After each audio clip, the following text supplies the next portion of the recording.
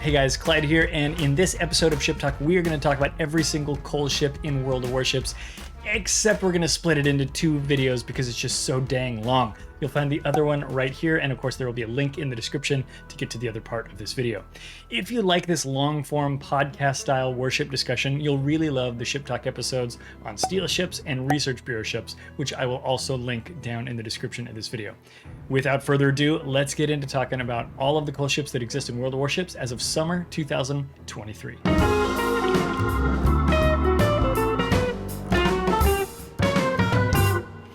Tier 9s. Now remember, no Tier 8 ships for anything except for dubs and random boxes. There's no Tier 8 steel ships. There's no Tier 8 coal ships. There's no Tier 8 12 ships on this page. My God. I know. And the next page has one more. Has 13. Wow. So here we go. On this one, I think we can start at the top left. Another steel legend, the USS Black. Black is a Fletcher-class destroyer with radar and smoke.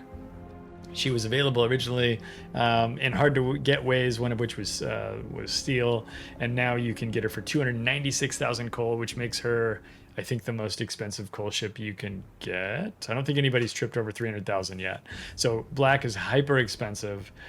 She is a really good boat. Torpedoes very slow, decent gun DPM, but that smoke radar thing is great. A division of 2 of these things is a sinister and evil trick. Don't do it, but it's fun. Scott, what do you think about Black? Black's awesome. I like Black's that ship awesome. A lot. It's an easy buy.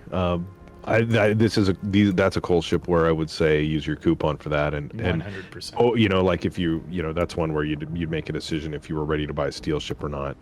But at that price, I would use the coupon on it. But Black is awesome. We love Fletchers. There are plenty of Fletchers in the game. Black's radar is only like 7.5 kilometer only, but Black also has like a sub 6 concealment or a 6 flat concealment when built. It's got good guns. You still get 5 turrets, and you also get 2 full racks of torps. Most of your other Fletchers in game, like Chungmu and Fletcher are built out like this. But like Kid has the turrets, but you trade torps for AA. That's right. Velos, you lose a turret and a rack of torps. Yes. And I can't remember what the trade is for. Probably for something like I think you Greek still have salad 5 buffet turrets. or something. I think you still have 5 turrets on Velos. We'll check. Velos only has 4 turrets, and then the upcoming Halford. You're trading a turret and a rack of torps for an airplane launcher to launch fighter planes and via carrier. And so Black is probably my favorite Fletcher in that regard. The radar makes it strong. It has great smoke. The downside is the torpedo package. They're so slow. When we played clan battles last weekend, I did get to play Destroyer 1 round. I chose to play Black because they gave me the tier 9 slot in this weird clan battle season, and I did sink a Kearsarge or something at Delaware. I don't know. It was one of those airplane things. I did sink something with those slow torpedoes from a distance. It was a long torpedo. It was a long torp shot. I was really impressed, actually. It was a long torp shot, and that gentleman just floated into a few of those torpedoes, and it made my day.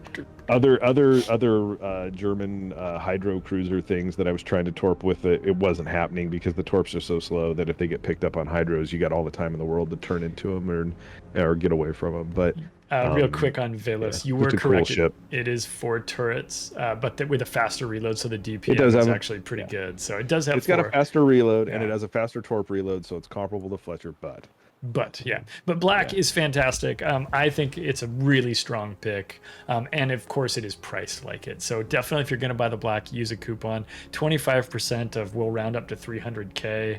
Is a lot. It's 75,000 coal, right? So save 75,000 coal when you buy the Black. Yeah, it makes it cost what a tier 10 coal boat costs, basically. Yeah, which is ridiculous. Without coupon.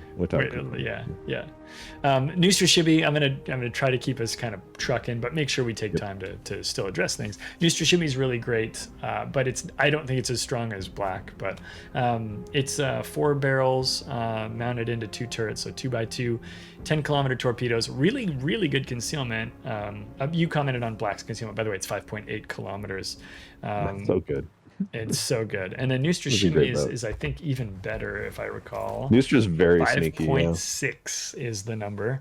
So Neustra can sneak around. It doesn't have the gun DPM that you'd expect out of a Soviet destroyer, but it's got a super heal. The challenge, and I bring this up every time with the super heal, is if you take all of your damage, you can't use it. So you tend to at least I tend to use it a little bit earlier than maybe max super heal because I don't want to die. But you can use it really carefully and get good work done. I'll throw it to you. What do you think, Neustrashimy? I'll show the people some swing around camera stuff and I don't Neustrashimy. I don't have a problem with Neustrashimy. I don't like the price on it anymore. Another Steel Legend. Expensive, yeah. This was when they pulled a bunch of ships from the Steel Store a couple years ago, which was basically anything that wasn't a tier 10. They said these ships will return as Steel Legend, or they'll come back at some point, right? All but Summers, which is frustrating you and I, have come back as coal ships. This came back before Black. I believe Black came back most recently last summer, and it was wrapped up in an event with a really fancy camo and all this stuff. Anyway, but Neustra, when it came back, that camo and I don't have it, and I'm super sad I wish I had that camo but it too. was one of those things that you just had to whale like $1 billion and hours of your life, and I was like, F that. It made a free ship cost a couple $100 or something. So, yeah, I was sad. But Neustra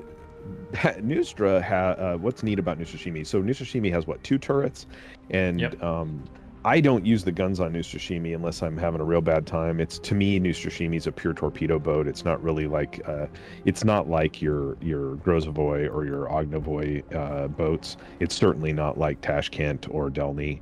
I play it as a pure torpedo boat.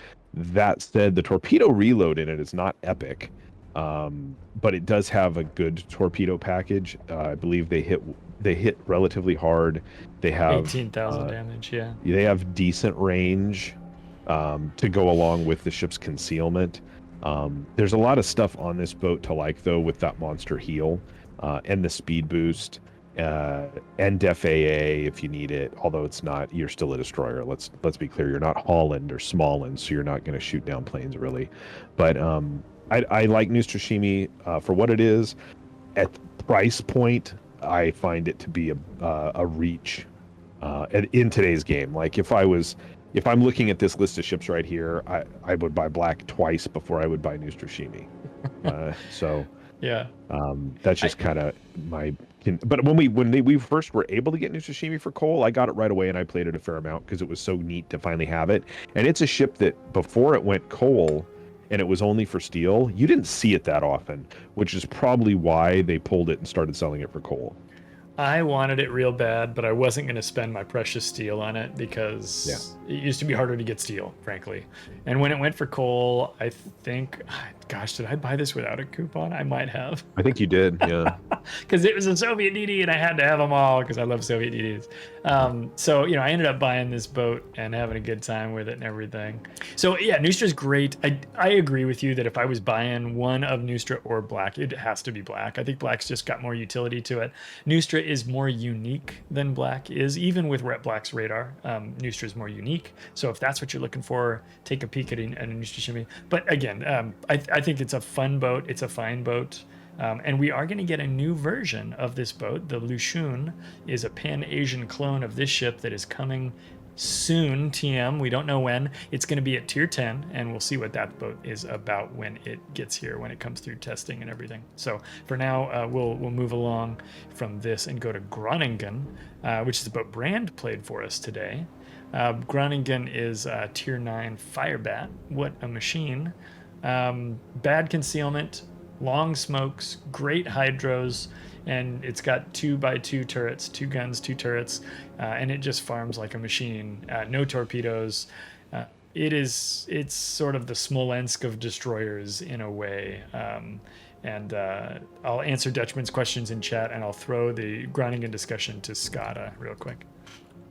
Yeah, Groningen, formerly Friesland, also still in the game as Friesland, but when they decided to move Friesland into the Netherlands tech tree, there was some gnashing of teeth, and so they carbon copied and made Groningen as a Dutch ship, and they kept Friesland for those of us who had it as a pan-Euro ship.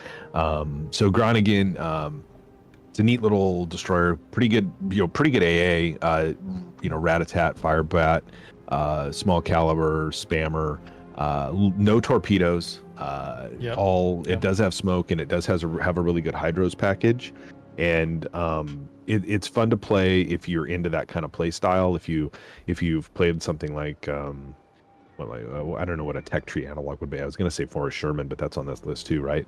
But it does play a certain way that it has very good range hydros, and it's very good at farming battleships. It's also good at fighting in caps against other DDs because of those hydros and because of the rate of fire of the guns, and they're pretty productive. I'm not a huge fan of these kind of DDs because I don't like having no torpedoes. But I do think if you're a co-op player and you're looking to farm things, this ship is good for that. It's good for getting shell hits. It's good for getting fires, those kind of things that a lot of times you have missions for. If you just want to take this into co-ops and chill out and bot battleships, it's good for that kind of stuff, because the shells will, if you know what you're doing, you can do no damage with it to a battleship by shattering all your shells on it and just get shell hits all day long. And just sit there. If you're lucky if you're lucky enough that your compatriots let you do it, you can farm missions with it. And so I think in that regard, but it is a powerful ship in randoms. It's not a powerful ship for me, but I know a lot of people like this ship, and it's analog in Friesland. Yeah, I didn't like these at first. I found them kind of boring to play. And I think I've heard other players say the same thing, but I've come around to where I kind of understand them a little bit. I have bad stats in my Friesland and medium plus stats in my Groningen. And so that makes Groningen a little bit more fun for me, just because I learned more about how to use this kind of boat when we got there. So anyway, Groningen, I think great boat. And definitely unique in that playstyle. Not unique, but in that small group of destroyers that are in that playstyle. So yeah, your Groningen, your Friesland, you mentioned the Forrest Sherman as well, which I think kind of fits into that category of poor concealment, good hydro, spammies. Although we'll talk about that ship when we get there. I will say one fun story I would throw out about this ship before we go is the ASW on this ship. Mm-hmm. This ship has like hedgehogs, yes, which is like forward firing. Just talking about that. Forward firing depth charges. Yeah. And so recently I was in a match where a player on my own team went to go CPA a submarine, and he was going to give him the business, not knowing how his depth charge package worked. And I giggled as I watched him get close to on top of that submarine on his CPA, and then start shooting his depth charges. 100 meters behind where the sub was, out in front of his ship, but nowhere near where the sub was, and it made me chortle. So hey, everybody, make sure you know how your ship works before you go to use it. But it is kind of fun, because with those hedgehogs, if you get used to how they work, you can actually you can use them to shoot over small islands at submarines, right? So it's kind of fun. Yeah, they're pretty silly. Brand says those aren't real hedgehogs though, are they, or whatever? No, I don't think so. But it's that concept where you can launch a depth charge out in front of you, and we're using that as kind of a Band-Aid or Kleenex type term, right? Where it's just it's just forward firing ASW, but they're forward firing launchers. And what'll happen though, you described that beautifully though, where a player is running a ship, they're just not familiar with how the ASW works, and it's maybe their first engagement with those dudes. And I think Nevsky does that too, doesn't it? Shoot yes, off the front. Yeah, it does. And like Nevsky's an enormous ship that you would not expect that's the case, that would work that way. Anyway, that just happened to me this week, where I watched somebody in a Groningen or a Friesland do that, and it just made me laugh. And the guy in-game chat was just dejected. He was just like, what? Because he had CPA'd. He had made the trouble of like charging a sub to drive over the top of it, and then depth charged behind the submarine, basically, which was funny. Yeah, exactly. So, and of course, some battleship picked up the kill with ASW. So, as the well-known ASW platform battleship, right? Yes. That's why we still have them in the Navy today, right? To defend from submarines all over the world. One thing I can't remember if you mentioned, the AA is pretty strong on these platforms as well. Yep. If you did, then those covered. If not, know that the AA is good. Our next ship here is the Agir, and I played Agir earlier today, and I had a terrible experience in it, but I'm not going to blame the ship for that. So Agir is the German Tier 9. We used to call these super cruisers, 305s for the main battery, 305 millimeter guns. She's pretty tanky. She's got torpedoes. She's got hydros.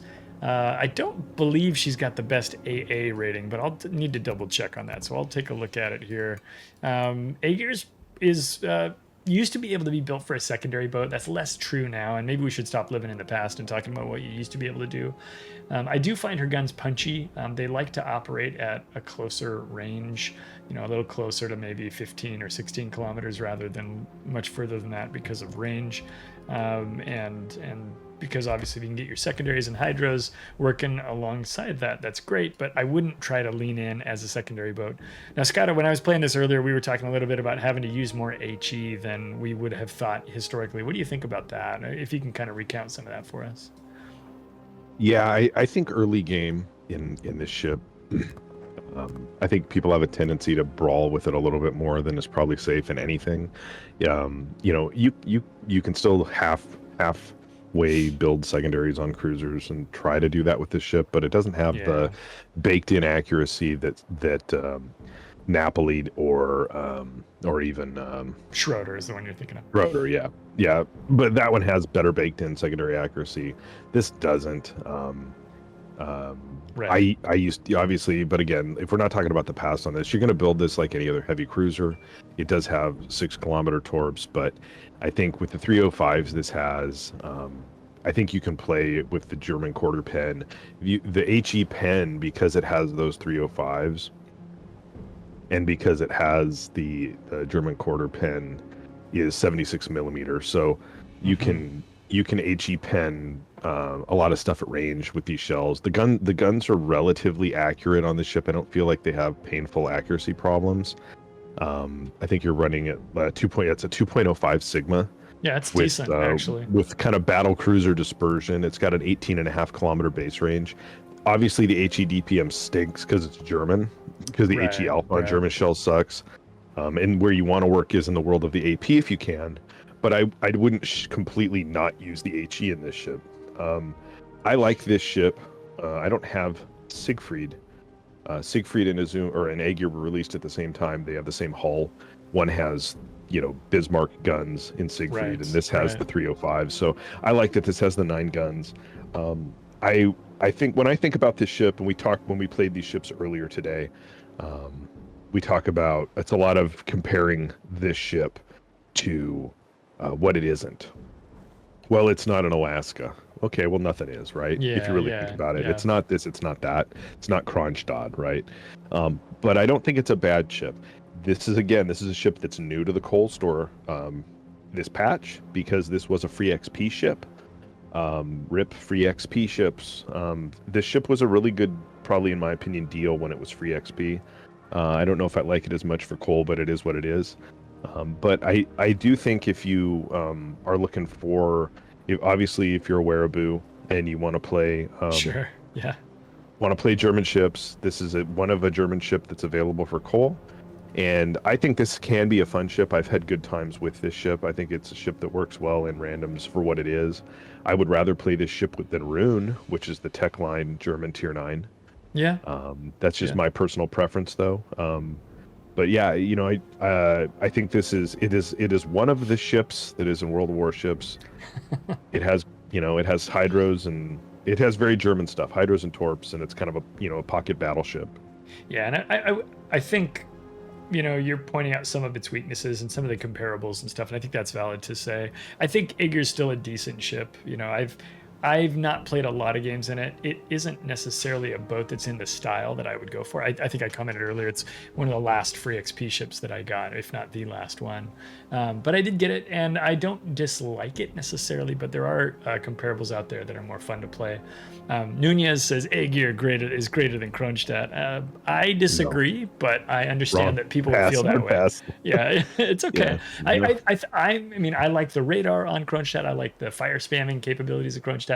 Kronstadt does not have very accurate guns, though. The decent Sigma and the 2.05, or the 2.05 Sigma and the decent dispersion you mentioned for Agir is worth noting, right? I mean, there's some reason here to enjoy the guns that are here, but I still would we go off on this flight of fancy. people think about how short a period of time that Smolensk was available. Oh, Kronstadt this is actually Scottish favorite story. Kronstadt is actually the shortest availability of a premium ship ever in game, right? Kronstadt was put out for like free XP and pulled faster than any other ship ever has been. So comparing this ship to Kronstadt, not super fair. But again, I don't think comparing it to Alaska is super fair. Those are ships you can't get anymore unless you look into things. You can get like an Alaska B. You might be able to get these things out of like Santa crates and things. But yeah, like so. But for what we're looking at on this page for coal ships, that's right. That's right. I think we're probably going to transition to talking about Azuma. I think I actually might like Agir better, and I think you probably would like Azuma better. I think I like Agir better too, actually. Just because I have such a distaste for Azuma's getting citadeled. But we'll talk about that here. I did want to highlight the ship because this is the first time it's appeared in this discussion. It's 228,000 coal, very standard, very expected price.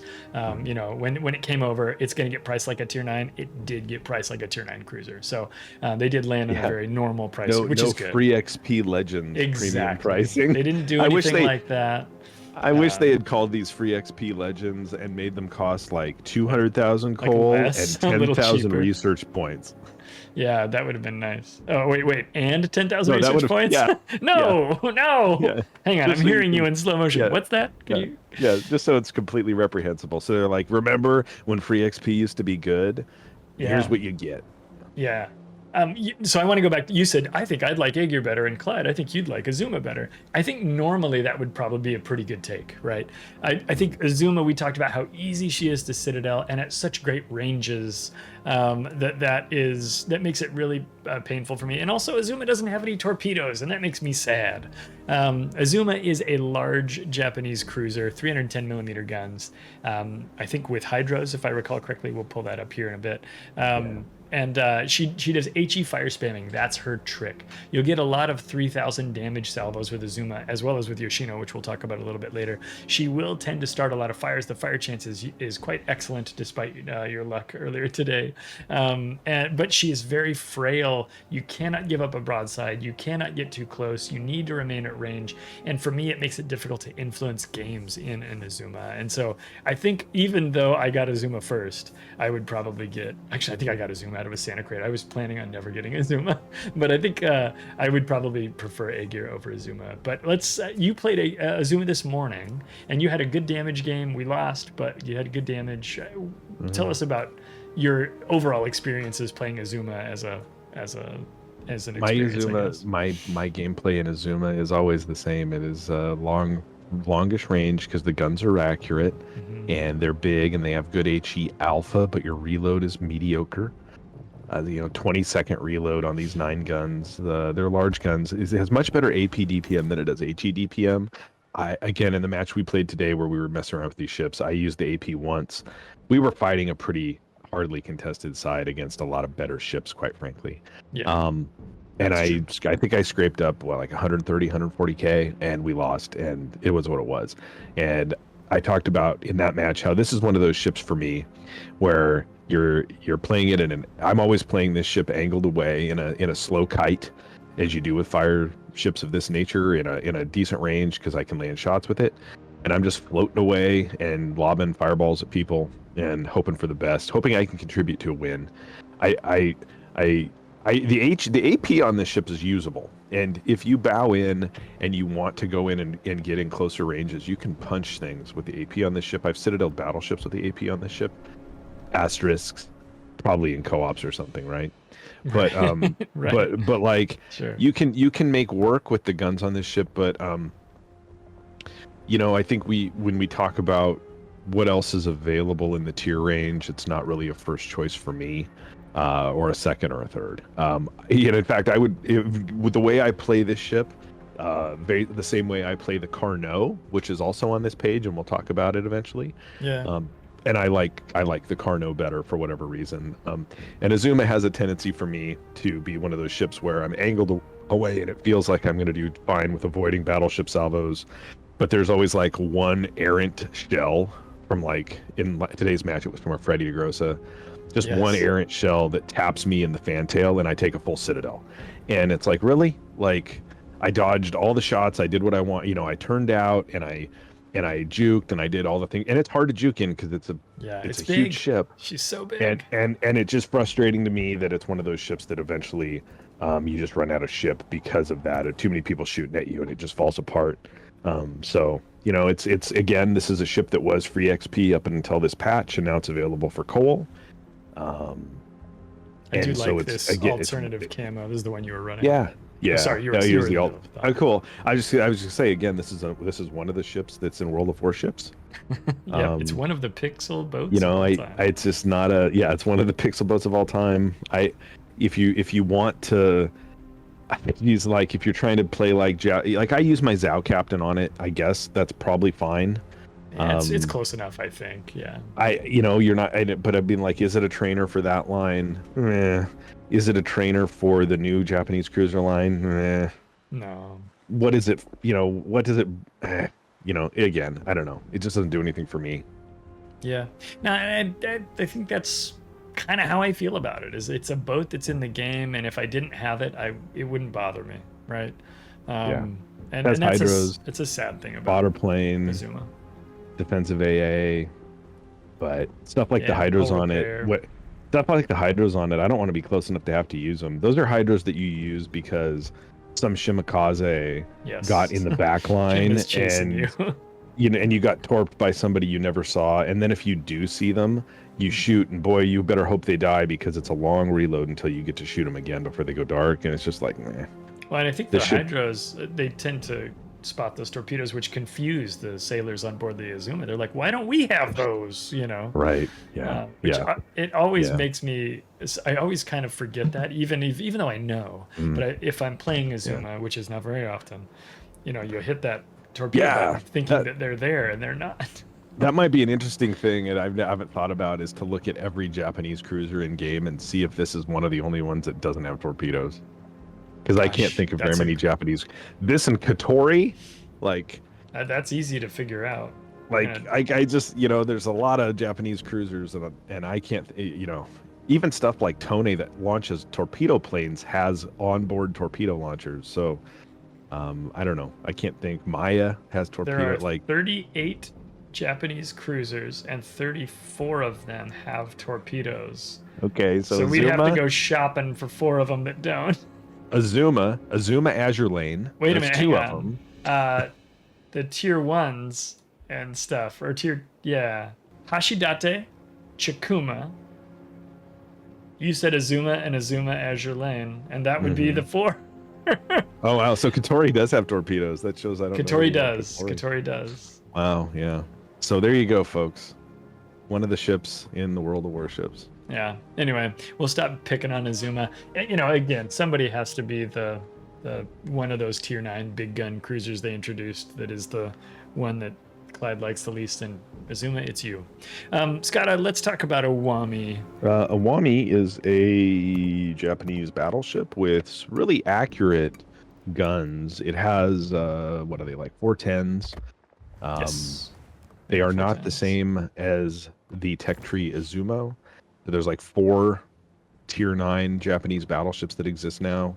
Izumo and the dockyard ship Daisen have the same guns with the same shells, and Iwami and the former dockyard ship Heisen have the same guns with the same shells. And so the cool thing with Iwami is it's got a really quick reload on 8 guns. At least, you know, from my POV on what would be a quick reload. I think it's sub 25, maybe 26, 25, and you can build into it. You definitely don't need to build in a range on this tier 9 battleship. You can build in a reload. Iwami has like 20-kilometer torpedoes that you can just chuck down alleys on maps and fire and forget. So it's always kind of a fun thing when you get torpedo hits with it. I build this as a main gun battleship and focus on battleship accuracy and reload on those main guns. This ship, when originally produced and marketed, they made a big deal about secondaries on it. If you look, it has a bunch of 100 millimeter Hitakaze / Haragumo turret secondaries there, those 4 on each side. All those other ones are AA mounts, right? So it's those ones up high, and The bigger ones. Yep. and they do have, and then there's those ones on the back too. There's the 155s on the back. Those are like Mogami 155 turrets. Those three, but the reload on those is nothing to write home about. It's the littler turrets that have better reload, and so people were like, oh, it's a Japanese secondary battleship to build into the secondaries, and at the very end before release, like the last dev blog on it, they gave it Georgia secondary accuracy. So I think Georgia secondary accuracy is like similar to Ohio and Massachusetts. It's improved. It's not as good as Schlieffen or that line of Germans. Yeah, I think it's a little better than the Kurfurst and that line of Germans. It's not as good as Napoli, which has the best secondaries in the game. So you could be like, cool, I'm gonna have this battleship that's like a German or a Japanese brawler. It's got torps. The torps have a huge alpha damage. I can push in and brawl. I don't build mine that way because you're still stuck with this hull that sucks for brawling. They did thicken the deck on this ship a lot before it was released, and it can sustain HE spam at ranges. Which is good, but it takes citadels and you can get punched through the cheek, Japanese style, and I don't think it's great for brawling, so I do not build mine for those secondaries.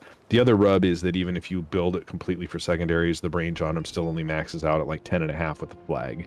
And so everything else in that tier range that is good with secondaries has got like 12 and 13 kilometer secondary range, and so you're floating in for a while before your secondaries engage, and so that's kind of painful. So I do not build mine for secondaries. I think as a mid to longer range sniper, it's a great ship. The Sigma on the guns is great. The reload on the guns makes it great. The AP pen is good. If you want to use HE on it, the HE is not bad either. And I find it to be very efficient as far as being a standard, I would say standard style Japanese battleship. As far as play style, I like it for that. Yeah, I'm an Iwami fan. I like this boat. I think you mentioned the Sigma already, but I'll reiterate. It's a 2.1 Sigma. We've got that 50 millimeter deck armor. That's the thickening of the deck armor that you're talking about. I think it was 32 and they pushed it up to 50. It might not have been 32, but it's 50 today. And when you play it at range, taking advantage of the main battery Sigma, those 410s are pretty punchy. They're not 460s, but they've got, what was the AP pen on those? The AP pen at 12 kilometers is 563 millimeters. Which is decent. I don't have a ton of numbers here in front of me. Standard ricochet chances, standard fuse time. So it's going to work really well with that fuse time against cruisers and battleships, with that punchiness of the 410s at range, and that 50 millimeter deck works at range too. For shells that are high in arcing, they're going to have to contend with the 50 millimeters rather than striking the superstructure if they land nearby, that kind of a thing. I think Iwami really does work. She's a great cruiser, or a battle cruiser, I should say. If you missed out on the Dyson Dockyard, Iwami is a really great ship in that same style, right? The Dyson's guns do punch really nicely. I think it has more torpedoes that go less distance. This one has fewer torpedoes that go farther distance. And so I find the torpedoes on Iwami better to use from the ranges you're actually going to operate a battleship from. And I agree with what you were saying about the secondaries, right? We can let those go. Because it didn't wind up coming out and being a big secondary monster, but it did come out being a really solid battleship. So if you're looking for a core just a core basic battleship, Iwami can meet that need, and you'll have a good time in it. I should play mine more than I do, but there's just so many ships in the game. But I do like it. And I would just throw in there too, if you're a co-op main, because I like to speak to co-op mains because we're friends that are. I think if I was a co-op main and I bought this ship, that I probably would build into secondary range. Like if I had a captain and I was using on it, I would go secondary range, but then I would use close quarters combat. Get the gun reload even lower when you're inside that secondary range, and then just yeet ahead at bots and chuck the because the torp reload's not epic. So on a co-op, you're probably gonna get up there and be able to use the torps once, but get up there and have those secondaries spraying everywhere and your mains reloading more often. The other thing that's nice about it, because the turrets are all only 2-barrel turrets, and so it's an 8-gun battleship, which is the limits of, that's extremis of good to me. But the turret angles are good because of that. The turrets on the back they don't you don't it's not like on Heizen where there's more barrels, so the angles kind of suck, so you don't have to give as harsh an angle to get all the guns involved, and that helps you when you're tanking. When you're taking return fire, it makes the ship a little more livable. And you talked about the reload. I did put it in chat, but in my build, it's 24.6 seconds, right? So 8 guns, yes. Accurate guns, great. 24.6 second reload, excellent, right? So I think this boat just came out being a solid ship if you're looking for a Japanese battleship. There are a ton of premium Japanese battleships in the game. Did we need another one? Probably not, but Iwami's a good one. So this is like the only free one. Yeah, like you can get this one ostensibly for free, and so it's the same price in coal as Azuma, so get this one. And way better, and it has torpedoes, and it has torpedoes, and you can use, and this is a perfectly fine trainer for like a Yamato later, or if you have a Yamato captain, your Yamato captain can come right on this if you're not trying to lean into the secondaries, which I don't recommend. Which I don't think is the wisest. It might be fun, but it doesn't mean it's wise, right? It's that kind of a thing. Helmet says Dyson's reload's 23.8, and that's close, but it is a little bit better over Iwami's. Dyson's big gimmick that not a lot of people talk about is its incredibly long spotter plane duration. Oh, it's got that. And looking at the AP pen as well, at the same 12-kilometer distance, Iwami was 563 millimeters. Dyson is 647. So you're going to get more punching power at more range, in the Dyson. That was the thing. And the faster flight time of the shell is 5.8 seconds versus 6.2 at 12 kilometers. So, some advantages to Dyson, which is cool because sometimes I feel like we get dockyard ships that come through and they're like kind of meh. But like Dyson at least has, and maybe Dyson is still kind of that way, but it does have some advantages we can point to and say this is a thing that it has, and it makes sense that it's limited availability. The next ship show is going to just be about every dockyard ship that's We've been talking about that. I think that is the next one we're going to do. So. I am not going to participate in another ship show before that one. No, so there may be a ship show, but you're going to need even new artwork with a Jetty or a Chegg or somebody talking about it with you, because I want to do the dockyard one. That'd be amazing if you staged a protest. No, I agree. I think that is the next one I had on my schedule as well. And if it's not now, it is, because you just forced my hand. But I do want to do that because I think there's a really good conversations to be had there. Even if they're less actionable by people, I think it'll be interesting. I don't suspect that one will get the views this one does on YouTube or Twitch, but I do think it's a worthwhile conversation to have. And I'm interested to have it myself, just because I think that kind of holistic look at everything will be pretty cool to do. Kearsarge. I have Kearsarge, and I got it. I actually got the Kearsarge B first as a result of being in the CC program, and played the Kearsarge B, and I didn't think I was going to like it, and the reason I got it first was because it came to my account, not because I sought it out. But getting that ship and playing it to kind of go, okay, fine, what's a Kearsarge all about? I actually found that I enjoyed playing the ship. The rockets, it's got the Tiny Tim rocket planes, and they punch pretty good. But most of the time, it's just a battleship with good guns, and plenty of them. It does have a big farmable brick stuck on the top of the superstructure, which is where the flight deck is. But Kearsarge kind of pleasantly surprised me as being more fun than I thought it was going to be. Now, this was, of course, before we got the tech line split for the U.S. battleships that has this flight deck battleship hybrid combo thing. And so Kearsarge was kind of the only one of those at high tier, up above the Tone at kind of mid-tier, and then the lower tier, or the other mid-tier Issei, which is the Japanese battleship. You've got some mileage on your Kearsarge as well, Skada. When you got it, did you think you were going to like it? I thought I wasn't, and then I wound up enjoying it more than I expected. I liked it when it was more of a unicorn, and it wasn't, before it was a progenitor to a ship split, right? It was more unique, and that made it a little more special, I think. I think, in a nutshell, if you look at it as a battleship, which you should, it has kind of a Montana number of guns. It kind of has a Montana-esque hull, other than obviously this giant superstructure wart that gets penned all day long and just eats damage. But it does have this great turret configuration, and it doesn't have, it's a tier 9. It does not have Iowa or Montana shell ballistics. I believe it has North Carolina shell ballistics. Yes, that is correct. But the guns are really good. So like if you're comfortable with American high tier battleship gunplay, I think this ship is just fine.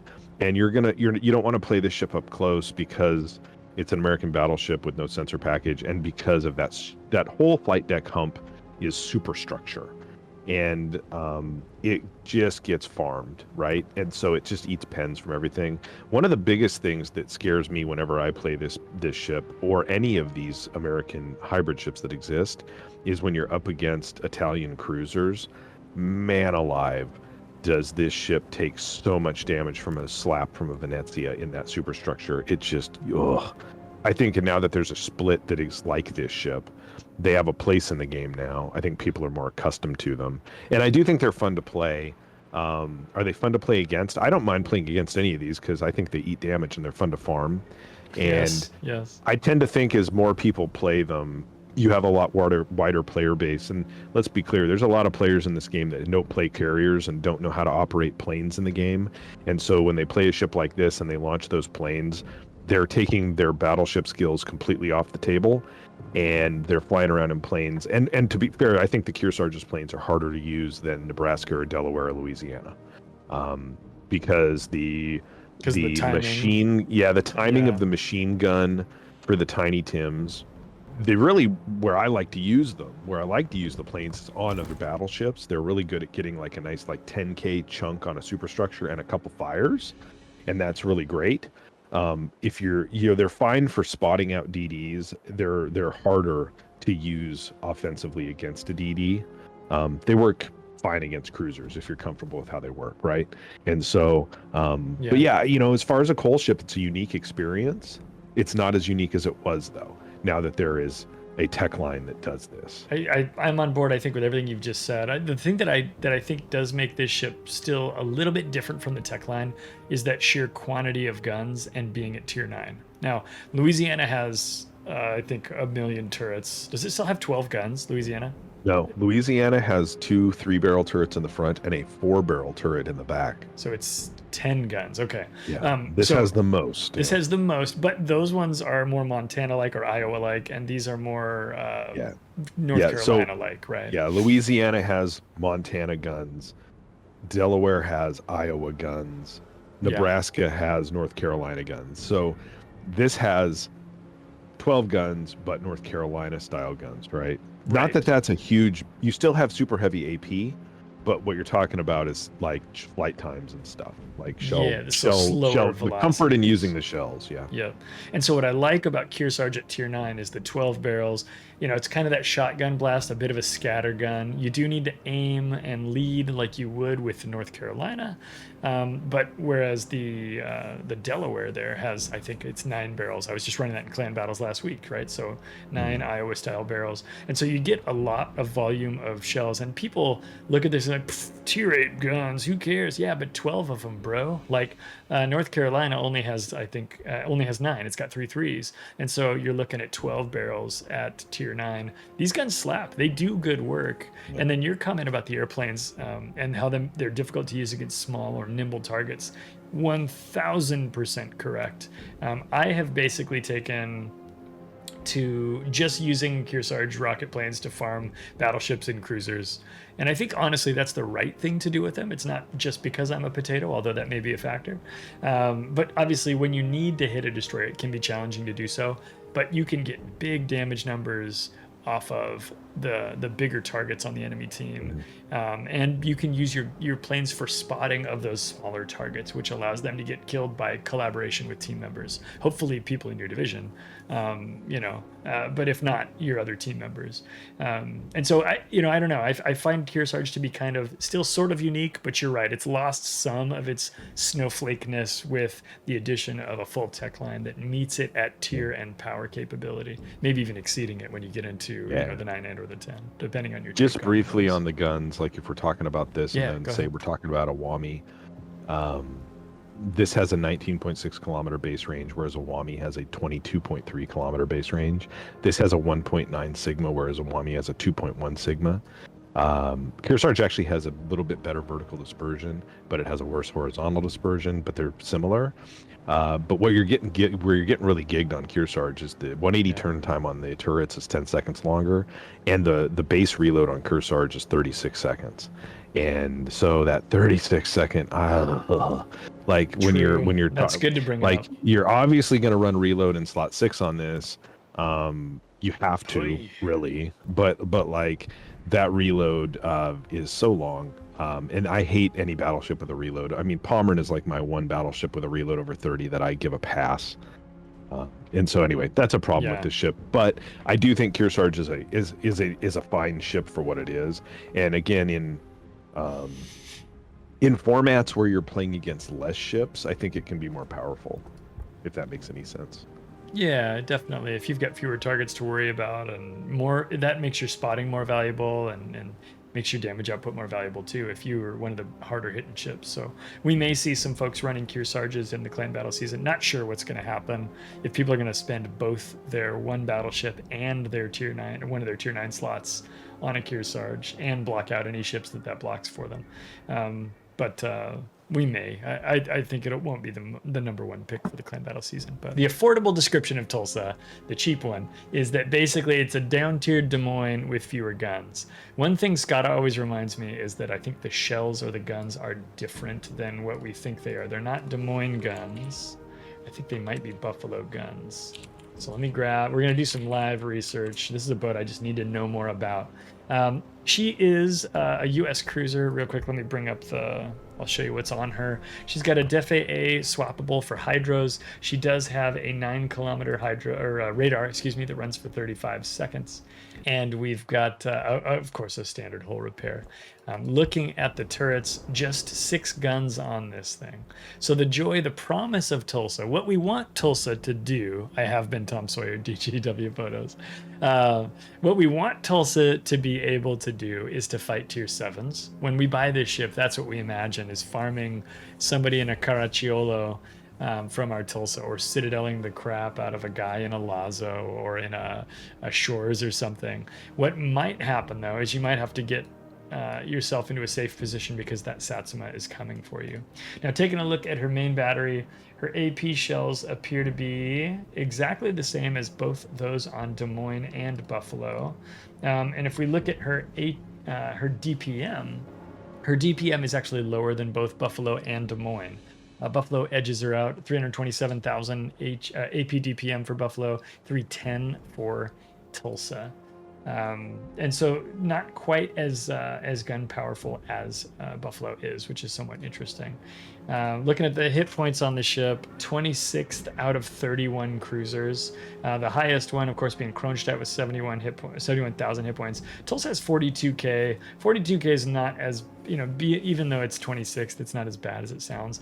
When Tulsa came out, Tulsa uses what historically would be like an Oregon City class hull, which is the same in game as Rochester, which is a tier 8 premium. This is the detail that you always remember, and I always forget, the Rochester nature of the But hull. it has, it has these fast reloading Des Moines style guns, but it only has 6 of them.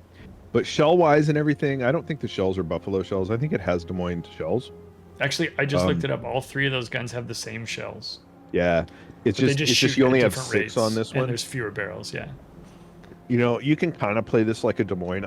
I never play this ship, but we have friends in the clan that really, really like this ship. Yeah. You don't like Des Moines, and so this is an experience that you'd be looking for. And I don't like anything I don't like anything with 6 guns. It's not a destroyer, so it's not a ship I reach for. But it does have radar, but I think it's only like a 9-kilometer radar, right? Yes, it's 9 kilometers, 35 seconds. Yeah, so that's weird. It has like American light cruiser radar. Yeah, with heavy cruiser guns, or not heavy cruiser, but I guess kind of heavy. They're heavy cruiser guns. And it has hydros and probably defensive AA and stuff like that. Without looking, I'm just guessing, but it's fine. It's not really a ship that I'm into. We'll get to, like, on the next page when we talk about the 10s, we'll talk about Salem, and I'd have a hard time understanding why you would pick Tulsa before Salem. Yeah, and we will talk about that. So, this ship came out at a time, and it felt to me like all these ships came out on the same weekend, and I know it's not true, but it feels like Anchorage and Congress and Rochester and Wichita and Tulsa all came out at the same time. And so for me, I get a lot of their attributes confused, partly because I'm not a person, as Scott just mentioned, I don't play a lot of high tier US cruisers because it just, that play style, and I don't mesh, and I don't perform very well in them. Maybe I need to spend super some old, time. man. It did not come out. Yeah, this is my assumption. It's because of my ignorance of U.S. cruisers, right? So I know that that's not true. Also, Anchorage was like a dockyard boat, right? But I think Congress, Rochester, and Tulsa, those three came out probably within a year of each other or something, right? Rochester and Tulsa came out really close to each other. Yeah. So Anchorage, whatever.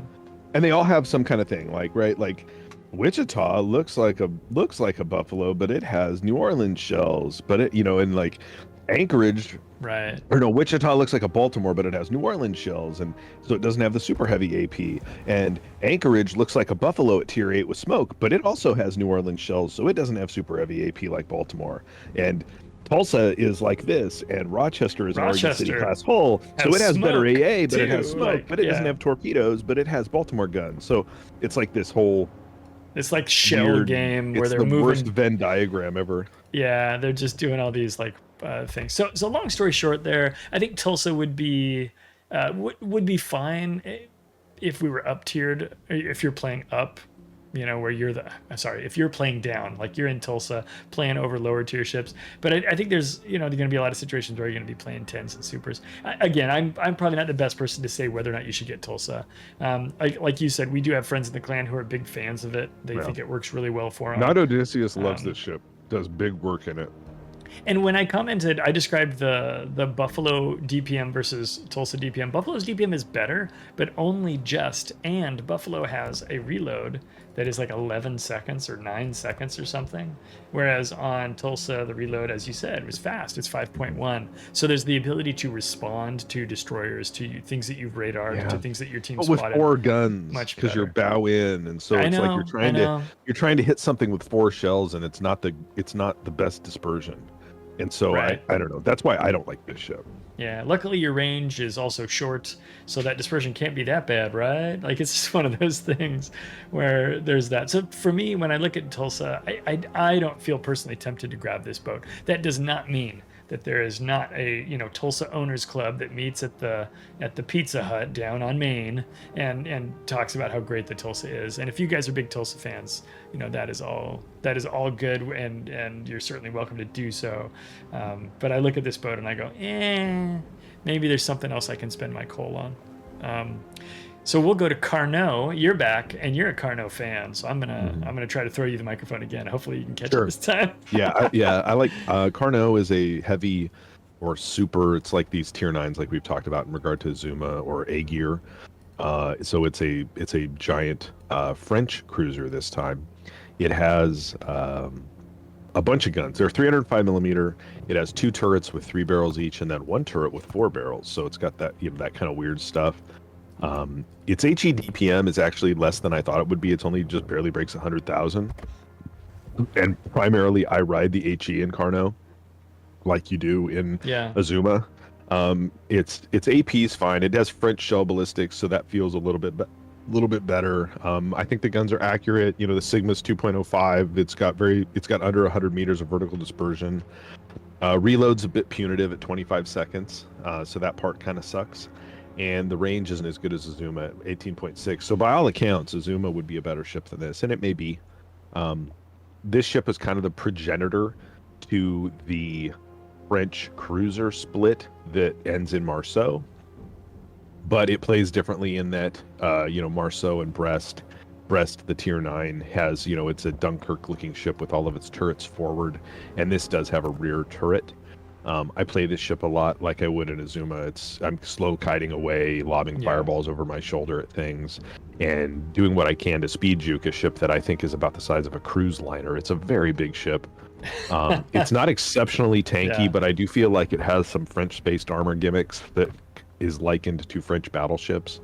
It does have a speed boost. It does have hydros. I think you can change out the hydros for Def AA, and Yep. you can. And I've done that before, And this just is because a lot of times this is a good I'm def further AA away. too. Yeah. It's a 5300, which is, I think normally they're less than that. We'll find one that's average. But And keep going. this is one of those ships where, like, with the way I play it, like if I'm using hydros, it's because some DD is snuck into the back line.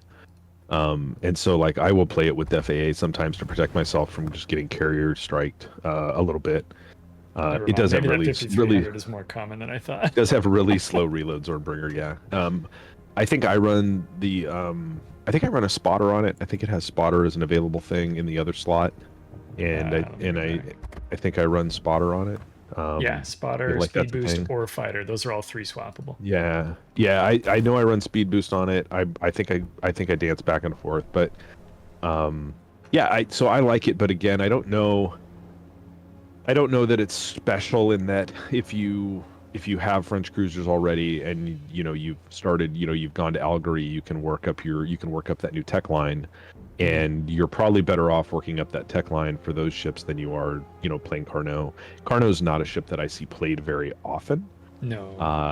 Yeah, it's kind of, I actually want to pull up WoW's numbers right now and actually just look up, like, on NA what the play numbers on Carnot is, because I doubt it's like epically high. Yeah. Processing. And while you're doing that, I'll chat a little bit. Like, just Carnot is, as you've described, it's a big ship with big guns that drives around and shoots stuff. Like, in terms of unique play experiences, it doesn't really offer one. But I think what it does reliably, and it does well enough. What it doesn't do is wow the community and become a super popular ship. So, I hate to say that, ships are skippable, but, for players who have more and more and more ships in their account, if you don't have a Carnot, it's not going to ruin your day. But if you get a Carnot, it'll do the things that it advertises on the tin. You can get the job done. How many games are we looking at over there? Let's see. Or is it still loading up on you? Trying to find it. Yeah, no worries. Like I said, I think it's a fine boat, but it's not like 100,000. If you don't have this, you're not experiencing the whole game. Yeah, go ahead. Sorry. 105, just barely, almost 106,000. The next ship up is the Sejong, which is the tech line Pan Asian at 164,000. And ships that are below it, Azure Lane Azuma has about 10,000 battles less, and that is a rare premium. It's pretty rare. You had to pay a lot of money for that one. Here's Tulsa, which we just spoke about, 63,000. And then Takahashi, which is the DOA IGN line, Admiral Schroeder. And then you get into ships like Dalian, that ship was only sold as a premium, or Santander, that's really new, or Vallejo. Wow, no one plays Vallejo. Just Brandon and Chag. 5,255 NA matches for Vallejo, and only 4,200 of Hector, right? So anyway, not a lot of battles in this ship comparatively for how long it's been available. Certainly a lot less. Like the Brest, which is the tech tree version that's been out a lot less amount of time, has 70,000 more games played. So wow, that's wild.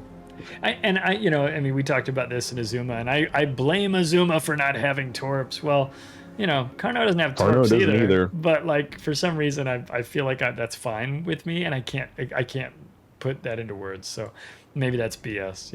I don't know. Yeah, I don't play. I've probably got less than 5 games on. There's only a couple of French cruisers that don't have torps either, and Carnot and Colbert are ones where I look for the torps on when I play them and go, why aren't there torps here? So you think they're there and they're not there. Yeah. But the split doesn't have torps, right? So Marseille, those ships don't have torps, and so it's more, I understand it a little bit more. Yeah. Jumping along to Marco Polo. Marco Polo is a battleship. It's the first battleship we're talking about here at Tier 9. Let me grab that little guy here. I'll pull it up on the screen for us. So Marco Polo, now hang on. Marco Polo is the non-secondary one. That's Giuseppe Verdi. So Marco Polo here, we're looking at pretty basic battleship fare, DCP, hull repair, and then a spotter. You can swap for a fighter if you want. I recommend the spotter. 406 millimeter main battery guns. She's got SAP and AP, no HE on this boat. She's got the typical Italian-looking camouflage. I've played Marco Polo a couple of times. It's a battleship, and it plays like a battleship. And it's got SAP, and it's 406 millimeter SAP, which is bigger than what you would normally see on a SAP battleship. A lot of those are, what are those, like 380s a lot of the time, Scott? Yeah, 380s on the top so ends. you'll get more of that SAP pen. In fact, I'll grab the number right now. The SAP pen on this is 102 millimeters, right, which is a little bit bigger. I don't find Marco Polo exceptionally interesting to play, and that big SAP is okay, I guess, but I don't know. Scott, what do you think about Marco Polo? I don't like it. There you go.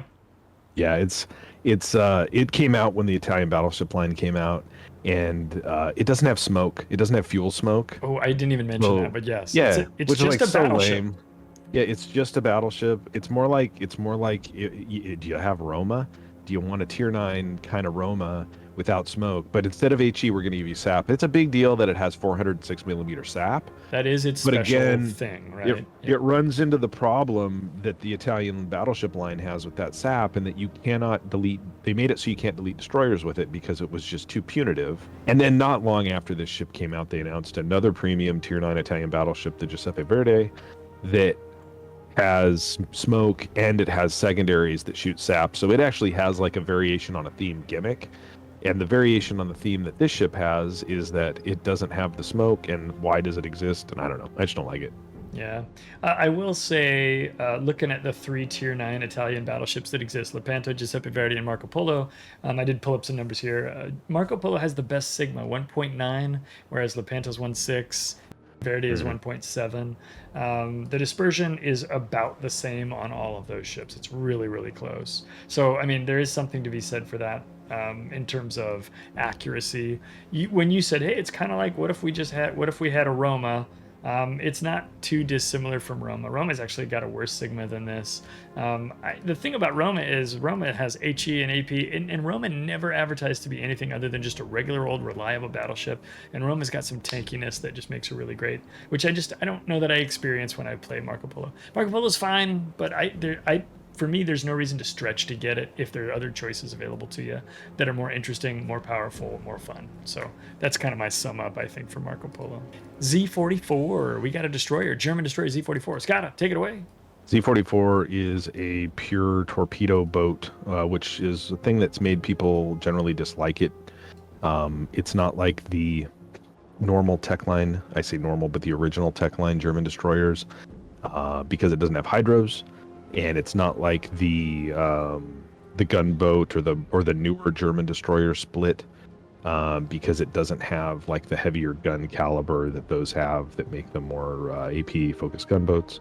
So Z44 is kind of an odd duck in that it is really a torpedo boat. It has a very fast torpedo reload, but it's with a pretty good range. I believe it's like a 12-kilometer torpedo range, which is kind of different for Germans in this tier range. It has good low detection. The reload on the torps is really good. I think in the past when we've done this video, I've called it in play style a poor man's Benham.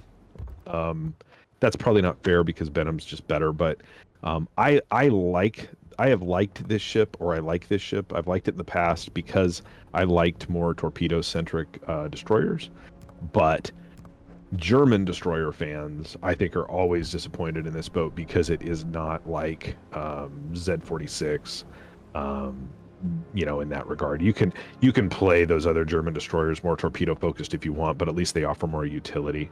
But I think this boat's fine if you're looking for a tier 9 destroyer and you're looking for something more obviously torpedo focused. This does have guns, but you don't build into the guns on it because the reload and stuff just doesn't work. Yeah, so I think that's about all there is to say about it from my point of view. It doesn't really bring anything else to the table gimmick-wise other than relatively fast reloading torpedoes. Yeah, I think you covered it pretty good there. I mean, yeah, you're right, by the way, 12-kilometer torpedoes. They reload really fast. The guns are a thing that, like you said, they're not what this ship's about. You can use them in a pinch, but you're not trying to find excuses to use the guns. I don't think Z44 deserves the bad reputation it has from fans of the other German destroyers, but I don't think that in all cases she's got the... You use the word utility. I really like that word. I think she's just fine. So Z44 is out there. I got it as one of the later destroyers that I was able to unlock. I wasn't like rushing to get it. Once I got it, I played it. It's okay. I don't mind having it. Do I need it in my port to feel like I've got the completionist's thing? Do I feel like it brings anything new to my port? Not really. But it's there, and I did play it on stream. We took it to ranked and won, by the way, on stream the other day because somebody asked for it. So here we are. Anyway, that's Z44. Continuing on, Pommern is a German battleship, tier 9. It was one of the first boats that I remember you just giggling about and thinking was super fun, because I remember you played it in brawls and had a really good time with it. Pommern is pretty great. I think you've got a good kind of spiel on Pommern. Do you want to talk Pommern? Yeah, when Pommern came out, it was around the same time as like a ranked season.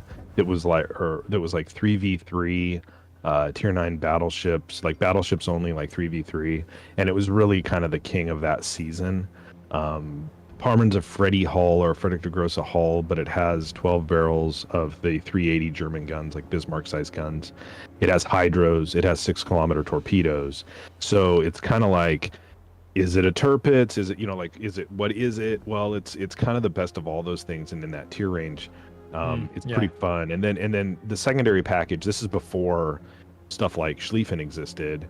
It had this secondary package that's predominantly like 105s and 150s, and so you would, or maybe it's 105s. No, I think it's 105s and 150s. And so you would take IFHE on this, and that was kind of before people really did that with the secondaries. And so IFHE made those 105s pen the right over 32 millimeters, and so in that brawling season, when you would be up against things like Jean Bart or Alsace or anything with a 32 millimeter bow, the secondaries would just mow through it. Now that's a reality today that everybody completely understands from Schlieffen and Heinrich and Zieten and those ships, because that's how you build them for secondaries. Yes. But back then, this was kind of different on Pommern. Nowadays, Pommern isn't nearly as cool as it once was because those other ships exist. I still have I have Pommern, and I have Pommern. They've done Pommern B, and I have this ship and the Pommern B, and I still have a fondness in my heart for this ship, but it doesn't get played like it did when it originally came out. I really liked it when it first came out, and now it's just been kind of feature crept by other things that are in the game. But I do think it's fun nowadays. I don't know. I think because I have two of them, I'm sure that one of them is not built into secondaries. I'm sure that one of them is actually built into main guns. Builds. Yeah. And so I don't use, and because I've done that with my Grosser Kurfürst, and I've done that with my Preußen, and I've done that really, on those standard German battleships, I don't lean into secondaries as much. It's more of a hybrid, maybe secondary range, kind of main gun build kind of stuff, and I think I'm probably playing one of my Pommerns that way now, and the other one is probably still built the way I had it built back then. That's a luxury of having a bunch of ships you shouldn't have and a bunch of captains you don't need. Having made a series of poor decisions. But as far as it goes, Pommern's fun in that you can brawl with it because it has torps and it has good secondaries and it has hydros. So when you get up close and personal, it's pretty good. But again, it's got the limitations of the Freddy hull, where if you make a hard turn at speed, you lift your side, it raises up the turtle back, and you can take citadels and things like that. But yeah, I think it can be a fun ship. I wouldn't tell people not to get it, but it's not as powerful as it once was. Yeah, I think that's a fair assessment for Pommern. I remember when I didn't have Pommern right off the bat, everyone, in streams, I was like, "What? You have coal and you're not buying Pommern? Why?" And I don't know. I'll play a little bit of Pommern, but I don't reach for that kind of ship very frequently. The secondary German battleship thing is not one of my primary go-tos when I play World of Warships. Obviously, very popular, huge crew that loves that stuff, and I do enjoy secondary battleshipping from time to time. I did get Pommern, and it's fantastic to play from time to time. But like you, I don't reach for it as often as the community was definitely pushing for way back when she was fresh. Okay, that is the end of our tier 9s, and I would like to keep this train rolling because I'm starting to get hungry. And we have 13 tier 10s. So we will do these as we go. So real quick, Malta, maybe not even real quick, but Malta came out. Malta's really accessible. It's a great carrier. It's very powerful. It won the best best carrier in the Golden Barnacles Awards, and it won some other award. It won like 2 awards. Best new coal ship, I think, last year when we did our Golden Barnacles award show. If you want to check that out, it's on YouTube as well. But Malta just very, very strong, very capable. The planes are durable. You get a lot of them. The AP bombs pen enough to make a mess of light cruisers and even get good pens on parts of battleships. Malta's just strong, and it's so easy to recommend to people who like aircraft carriers, and so easy to recommend to other players to avoid when it's in a battle with you. It's got words about Malta. Yeah, Malta's a really good carrier, and those bombers make it really accessible because they're easy to use and they do really devastating attacks to light cruisers. Light cruisers, they citadel the beans out of light cruisers that normally are things that shoot down a lot of planes, and then those bombers also do really good, consistent damage to battleships across superstructures and decks. The torpedo bombers also on Malta are very playable and do good damage. I think, the rocket planes are fine. I think they're just normal HE rocket planes that are kind of meh. So mostly focus on Malta. I think actually pretty sure right now my personal record for damage is in Malta.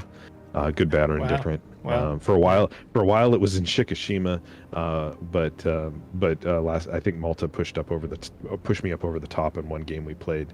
But yeah, it's one of the two I believe tier 10 carriers available for coal. Yep. And it's definitely the better of the two. And yeah, that's easy. And it does kind of offer a unique play style. There's nothing else that drops carpet AP bombs like that. So so it's pretty cool in that regard.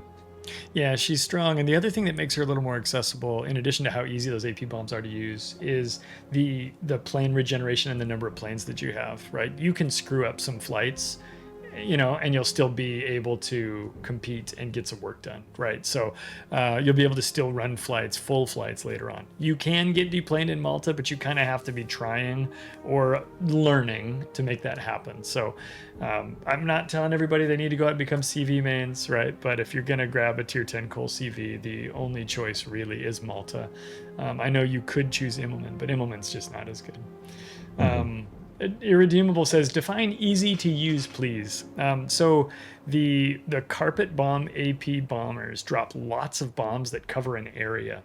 They do really well against light cruisers, and they do really well against battleships. And so the reason they're easy to use is because you just kind of put the oval, which is pretty big, on a ship, and it hits a lot of different areas of the ship. Because it hits so many different areas, you're going to get bombs that pen, and you won't bounce the 3 bombs that you dropped, right? They're going to actually pen, and so you're going to get chunks of damage. Go ahead. Yeah, I would say from my point of view too, they're also not dive bombers, so the animation is not long and drawn out. They are low. They are flat level. It's a flat level drop. No, you like just any other fly. British The carrier. bombs drop. Yeah. So like planes that work that way, or like if you like. Techline, all the British Techline bombers that drop carpet HE bombs drop that way. Hornets, special B-25 bombers, I believe, drop that way. Heck, Hornets AP bombers, I think, actually drop that way too. The bombers on all of the new U.S. Hybrid battleships drop that way. Where it's not like a Japanese bomber or an American carrier bomber where it goes, it swoops up and then it dives back down, or even like on Graf Zeppelin or something like that on the Germans where it does that. I find it to be a much more comfortable thing where you're not worrying about where the reticle's going and how long it's going to take before the drop actually happens. Yeah. Definitely. I have a hot take video on my channel. If you want to know more about Malta in detail, I've got a video under my hot take series on my YouTube channel. You can check that out. It's got all the details of the ship. And then there's 2 battles where I just put some straight gameplay up from the stream because people were curious about Malta when the ship came out. You can go check out those. Thanks, Bo, for posting the link in there. You can check those out on my YouTube channel. I think the 2 battles it's like 40 minutes of me just blowing the crap out of, just blowing up ships and just dunking on guys. So go check that out if that sounds interesting to you as well. Immelmann, we'll jump on to Immelmann to kind of keep our show moving. Immelmann's the first coal carrier. She's expensive, 264,000 coal. Malta was 268. Immelmann has skip bombers. It's got really fast airplanes, but she just doesn't compete with Malta. And I know it's not fair to compare her to Malta alone. In fact, I should be showing these ships on the screen. Skada, what do you think about Immelmann in terms of what are some of its strengths, maybe, before we talk about comparisons? Yeah, Immelmann only has torps and the skip bombers, and it was the first ship in game that had skip bombers, which made it unique for a while until the Russian line came out and gave you skip bombers that are better, ostensibly, or drop a lot more skip bombs. So Immelmann's planes are quick, and I've had good matches in Immelmann, and I'm not by any means a great CV player, but no rockets, torps or skip bombers. The torps are probably better than normal German torpedo planes, because like on the tech line, the torpedo planes are kind of your weapon for fighting destroyers, and so I think the torpedoes work a little bit better on this ship, and then the skip bombers work really good against destroyers, and most things, if you know how to use skip bombers, is pretty good. But it's just not as powerful as Malta. I actually would probably rather play Immelmann than Manfred von Richthofen, the Tier 10 tech line German, because I don't like the tech line's high altitude bombers at all, and I have a hard time, me personally, building damage in the German tech line. I don't like the way they play, so I would rather play Immelmann than that. But as far as if I was like, I got to buy a coal aircraft carrier, I'm going to buy Malta first. And that's why Immelmann is diminished. That's the thing, yeah. And I'm showing Malta on the screen right now because I missed doing it when we were talking about the ship before. So there she is, and then we had Immelmann up earlier, and I'll put her back up again. The cool thing about Immelmann, and what I used to say about Immelmann, was that Immelmann was kind of neat because you didn't have any of those pesky rocket planes you had to learn how to use when they changed the machine gun animation. And all you had was the skip bombers and the torpedo armaments. And I find torpedo armaments to be pretty standard to use across a lot of different carriers. The skip bombs are kind of new. I don't know that you need to learn them on Immelmann anymore, right? You can go do those on the Soviet carriers and things like that as well. So there are other places to do that. I think Immelmann is fine, but again, if I was shopping for a coal carrier, I would go for Malta over Immelmann. Goes to Kurfurst. So Kurfurst is the old Tier 10 tech line battleship from the German line that they moved here when they came out with Preußen and kind of retweaked how they do the German battleships. Kurfürst is enormous. It's got a giant superstructure that always seems to be on fire. I think it comes out of the factory on fire. It's got a big secondary armament. It does have 12 main battery guns, if I'm remembering my counts correctly there. And I can pull that up and show it to you guys as well. So Kurfürst, kind of the original secondary king, is kind of the brief summary of the ship. Yeah, former Tech Tree Tier 10, recently replaced, or semi-recently replaced by Preußen. It has 12 guns that you have two options for. I think you can run 406s or 420s. With the 420s, you give up a little reload from the 406s, and there was always a debate back in the day on which was better to use because you don't get that much more overmatch with the 420s. Secondary package on this ship is all 127s, if memory serves, so you don't run IFHE if you're going to go secondaries on this guy. No torpedoes, has hydros, big giant superstructure, the original HE farm. If you're a wereaboo, you love Kurfürst. Kurfürst, I think, was the first Tier 10 battleship I earned in game when I played the game when it was Techline. Yeah. I actually have the unique upgrade for Kurfürst as earned in the old ways when you was a mission that you had to play Kurfürst to unlock, and that module makes the secondaries and the main battery shoot more often and makes the range a little shorter. You see Kurfürst just as much now as you did then because it's a coal boat. That's fine. I still like Kurfürst. I think it still has a place in the game, but it's always it's very popular, but it also has its weaknesses in that it takes fire damage very well in that superstructure and can be farmed, and you can but it does have a good turtle back and it's pretty tanky. It's just not kind of like with Pommern, with the invention of the other German battleship line, it's not the secondary monster that it used to be. I don't play my Kurfürst as a secondary monster anymore. I play it. I still leave that unique upgrade on it because I'm begrudgingly, because I have it. and because I don't mind losing the main gun range for the main gun reload, but I also run the spotter on it. And I think I run accuracy in slot 3 now, and I use it more like a standard battleship because I play it more like I play Preußen, and I don't want to jam it in and try to secondary because that's the fastest way to die. Yeah, I know. And a while back, the German battleships got that accuracy buff that makes what that playstyle you just described a little more doable, right? So that's a good thing. I mean, what do you get the German? What coal ship do you get for the German captain who has everything? I guess you get them Kurfürst, right? Because if they've already got the Preußen, they've already got Schlieffen, which is funny for me to think about players who have those boats first and don't have Kurfürst. But those players exist, right? That's going to start happening if it hasn't already for players who've been grinding all those German ships. If they're big fans of those, why not add Kurfürst to your stables? Skada talked about the secondary armament being 128 millimeters or larger. It's 128s and 150s. That means you don't need to run IFHE, and you want to pay attention to that on these secondary boats. Because you actually kind of need a couple of different flavors of secondary captain if you really want to min-max that. And so keep that in mind when you're putting together this ship. It does not need IFHE, whereas some of the other ones definitely need that as well. Helmet says get Luchins before you get GK. I think that's probably pretty good advice. Yeah, if you don't have Luchins yet and you have all of those other boats, you should go get a Luchins first. So anyway, that's a brief cover or a summary of Kurfürst. We'll go to Napoli next. Skada, Napoli thoughts? Yeah, Napoli is one of those ships. This is when you start getting to the list of like, wow, this is kind of a must-have if you play competitive nowadays. Napoli's a tier 10 Italian cruiser. It does not play though like the Venezia. Yeah. It does not have SAP main batteries. Napoli's calling card is that it is incredibly tanky. And part of what makes it incredibly tanky is not only armor configuration and just that it's kind of a big cruiser, but it also has fuel smoke, and that allows it to get itself out of bad situations.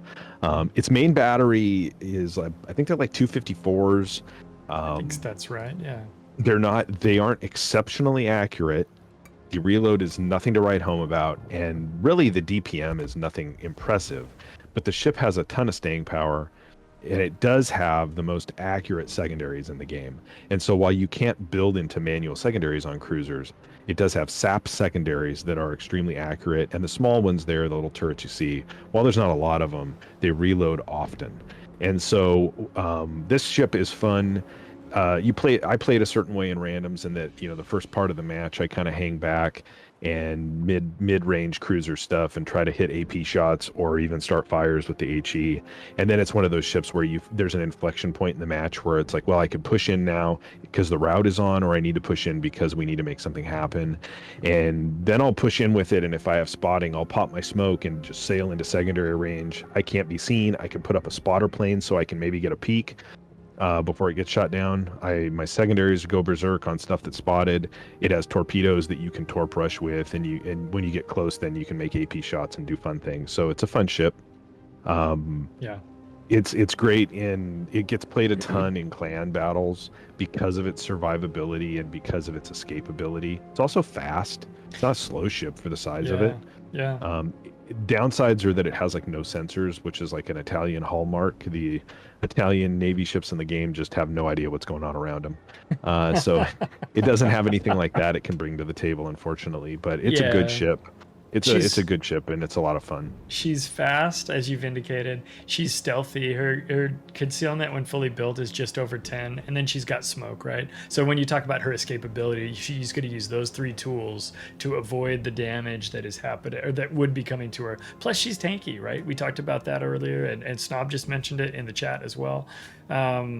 It's just a strong boat for a lot of reasons, and because of that flankability, she's not.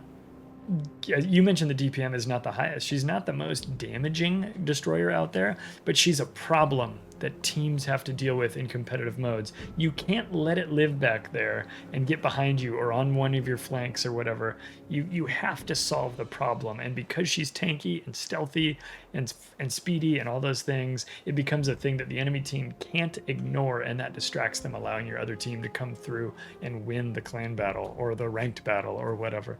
Obviously you play it a little bit differently in randoms. Her stealth is a little bit less powerful in there because of carriers, because of 12 enemies enemies that could be spotting you at any time, things like that. The maps are all a little bit more crowded, but she's still fun in randoms and stuff. She's just better in those competitive situations. Napoli is the first tier 10 coal boat that I got on my EU account. I just got it like last weekend. So I have Napoli on EU, so if you guys need me to merc for clan battles, I have something to offer other than Khabarovsk, which was my only other tier 10 that I had over there. So that'll be helpful in the future if I ever do that. But I love the Napoli. I think it's a great boat, and it's really great to have for competitive modes. Mm-hmm. Okay, Yoshino, and we talked about Azuma already. Imagine an Azuma with torpedoes. Now that is one of my major complaints about Azuma, was that it didn't have torpedoes. And now there's one that does. And it's also available for coal, which is awesome. And it's a tier 10, which is cool as well. I like Azuma a lot more than I like... I like Yoshino a lot more than I like Azuma because it has torpedoes, because it's a tier 10. Other than that, though, it plays a lot like Azuma. I'm sure there are some, metric differences or some detailed statistical differences between the two ships that I'm overlooking. But I can run around with Azuma at the back, fire spamming people, launching torpedoes that go 20 kilometers and cause a problem in this boat. She does still suffer a problem from my enemies, that is. She does still suffer from the limited ability to shrug off damage. She'll take big citadels, and that can be a big pain for her. But you can kind of Zao in the Yoshino, and I find that enjoyable to do more so than I would do in Azuma. I guess if I'm going to log into an Azuma battle, I don't know why I wouldn't log into a Yoshino battle. Thoughts and ideas from you, Scott, on this boat? Yeah, I mean, I play it the same way I would play Azuma. I'd just be stuck at tier 10 playing it, so at least I'm not bottom tier to super ships. I'm mid tier to super ships. I don't know. It has the torps. That's the thing, right? It has if you look at Yoshino, it's got a bunch of Haragumo turrets on it. It actually has like a bunch of like 100mm secondaries. If you're like really zany, I suppose you could build into the secondaries on it. I think those really just improve its AA package a little bit, which is good because you're one of those cruisers that's going to be alone in the back that should get singled out by a carrier. Right. If I remember right, it has defensive AA. I don't ever play this ship. It's like Azuma. Like it doesn't do anything for me. This is a ship that I'm sure there are big fans of this in Azuma. They just aren't me. I would rather play Zao at the tech tree tier 10 than this. And I know Zao has probably half as many hit points. But it also like it has concealment and can hide and dodge and do stuff and has a much better reload and really gives me the kind of same results. I think if I really cared about Yoshino and Azuma, I'd get a lot more comfortable. I'd be a lot more mindful about using the AP more because it does have big AP and you can make big hits with it. The torps are good, and you chuck them kind of like Iwami. Like you just chuck those torps all the time. I think when those torps are up, I chuck them because they're long range. Just deploy them. They should just always be swimming. Right? And now that you can't torp allies, right? So you can just chuck those. There's torps, no right? risk whatsoever. But all in all, this is not a ship that I am. On this list of ships, it wouldn't be one that I'd be like, oh, got to get me some Yoshino. Yoshino is not high on the list. It's on the list, and it's better than Azuma, but better than Azuma is not, for me, is not like a hallmark of like, that makes it so good, right? It's just, it's there. Your comment about Zao is 100% correct. I have over 100 games in my Zao, and I probably have like 10 games in Yoshino. Or 20 and keeping in mind the tier 9s are premium ships and the tier 10s are special ships, so Azuma earns you more credits than this does. The tier 10s don't have the tier 9 we didn't talk about that earlier, but the tier 9s that we talked about, they have better earning potential. So if you're trying to like build an account and make money and do stuff, you're from a certain point of view, you're better off with the 9s than you are some of these 10s because the 10s don't earn like the 9s do. Yeah, that's actually a good point to bring up. These are special ships. So tier 10s are not premiums, they're special ships. And that means that they don't have the increased credit earning and things like that we see at the 9s and stuff. By the way, just an observation about this list that we don't need to delve a lot of time on, but I noticed last night there are 0 tier 10 battleships except for Kurfurst on this list for coal. And Kurfurst is like the only one, and it was really a tech tree boat. So I find that odd that they haven't made a purpose-built premium coal battleship. And now it's like, ba-da-ba, today I learned. Anyway, Moskva, also a former tech tree resident. Moskva used to be a ship that we would accuse of being a battleship that fits into a cruiser slot.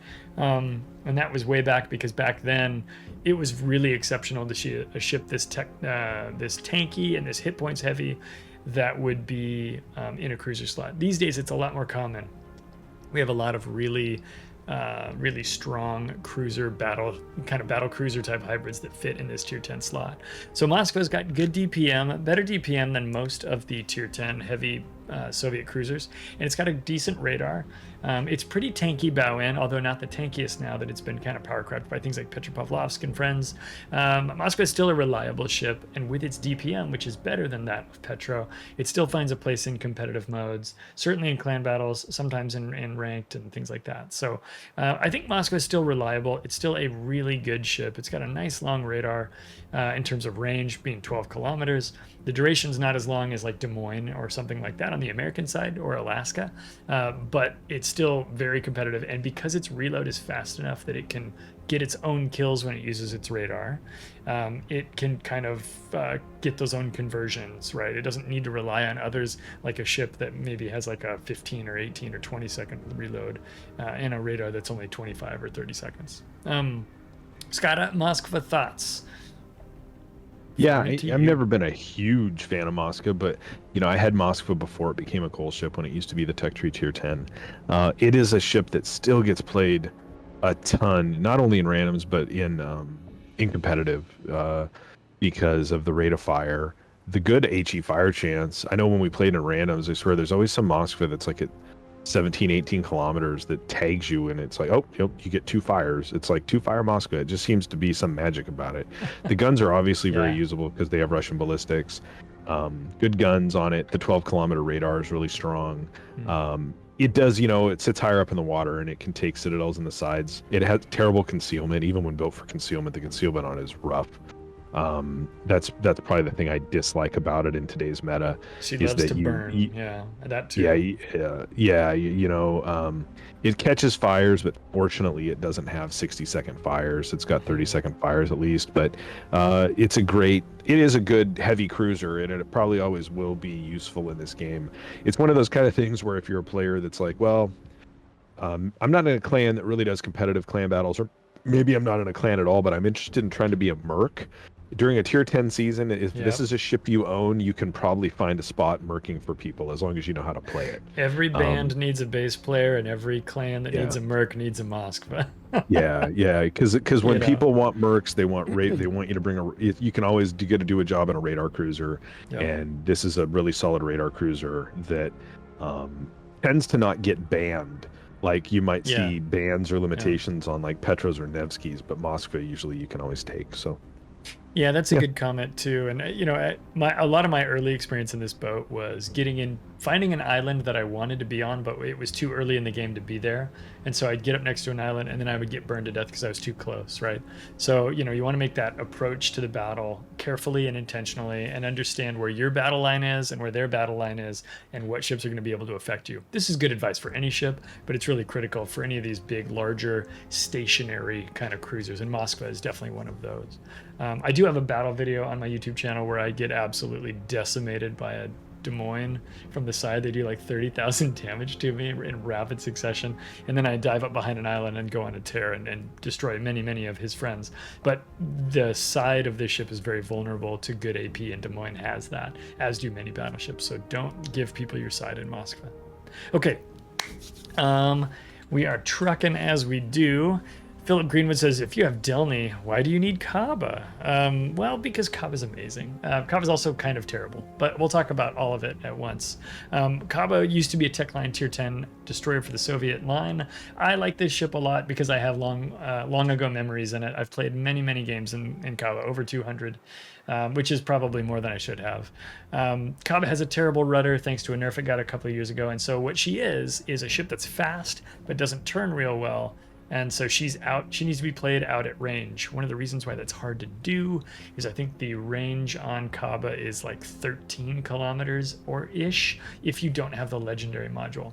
If you do have the legendary module, which nowadays costs you research bureau points, your range is something in the mid 14s, 14.5 or 14.8. Gaelic Knight points out that it was popular in the recent COTS, and ships like Kaba come out in COTS when other ships get banned, right? So with Kleber getting a lot of the ban hammer sent its way in COTS, you'll see Kaba come out. Kleber is like a Kaba that can go fast and turn but not heal.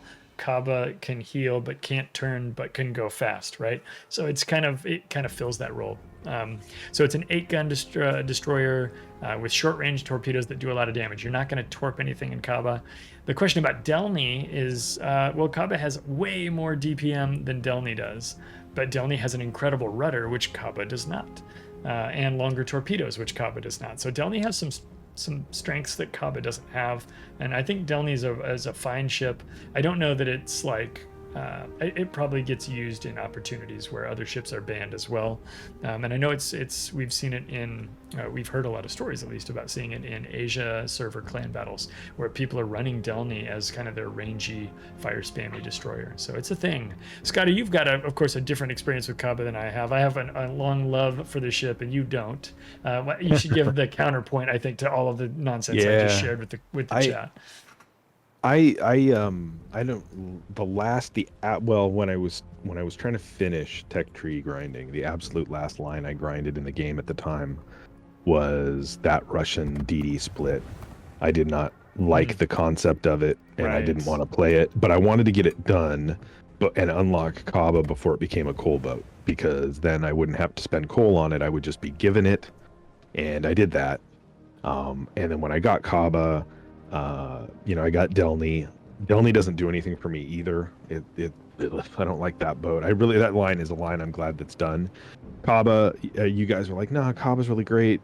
There's some downsides of it, but it's really great. And I go to play it, and I'm like, I don't know what you guys are talking about. This thing stinks, and I don't like it.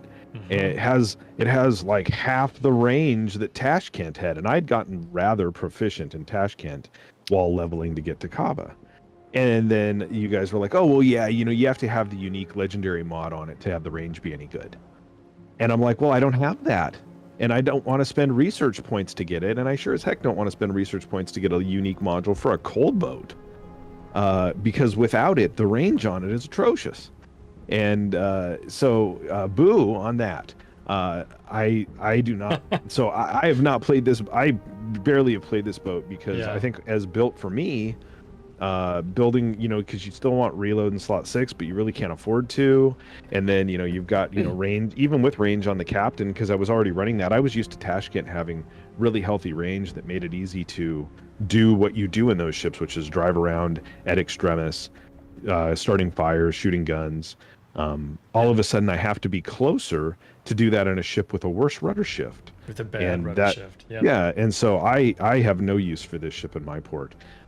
It is a ship in World of Warships that gets me a super container, and I knock a snowflake off of to get a point or whatever that gets me towards a thing for a thing in another event if they still do that, right? So that's my take on Kaba. I don't really think it has any place in competitive.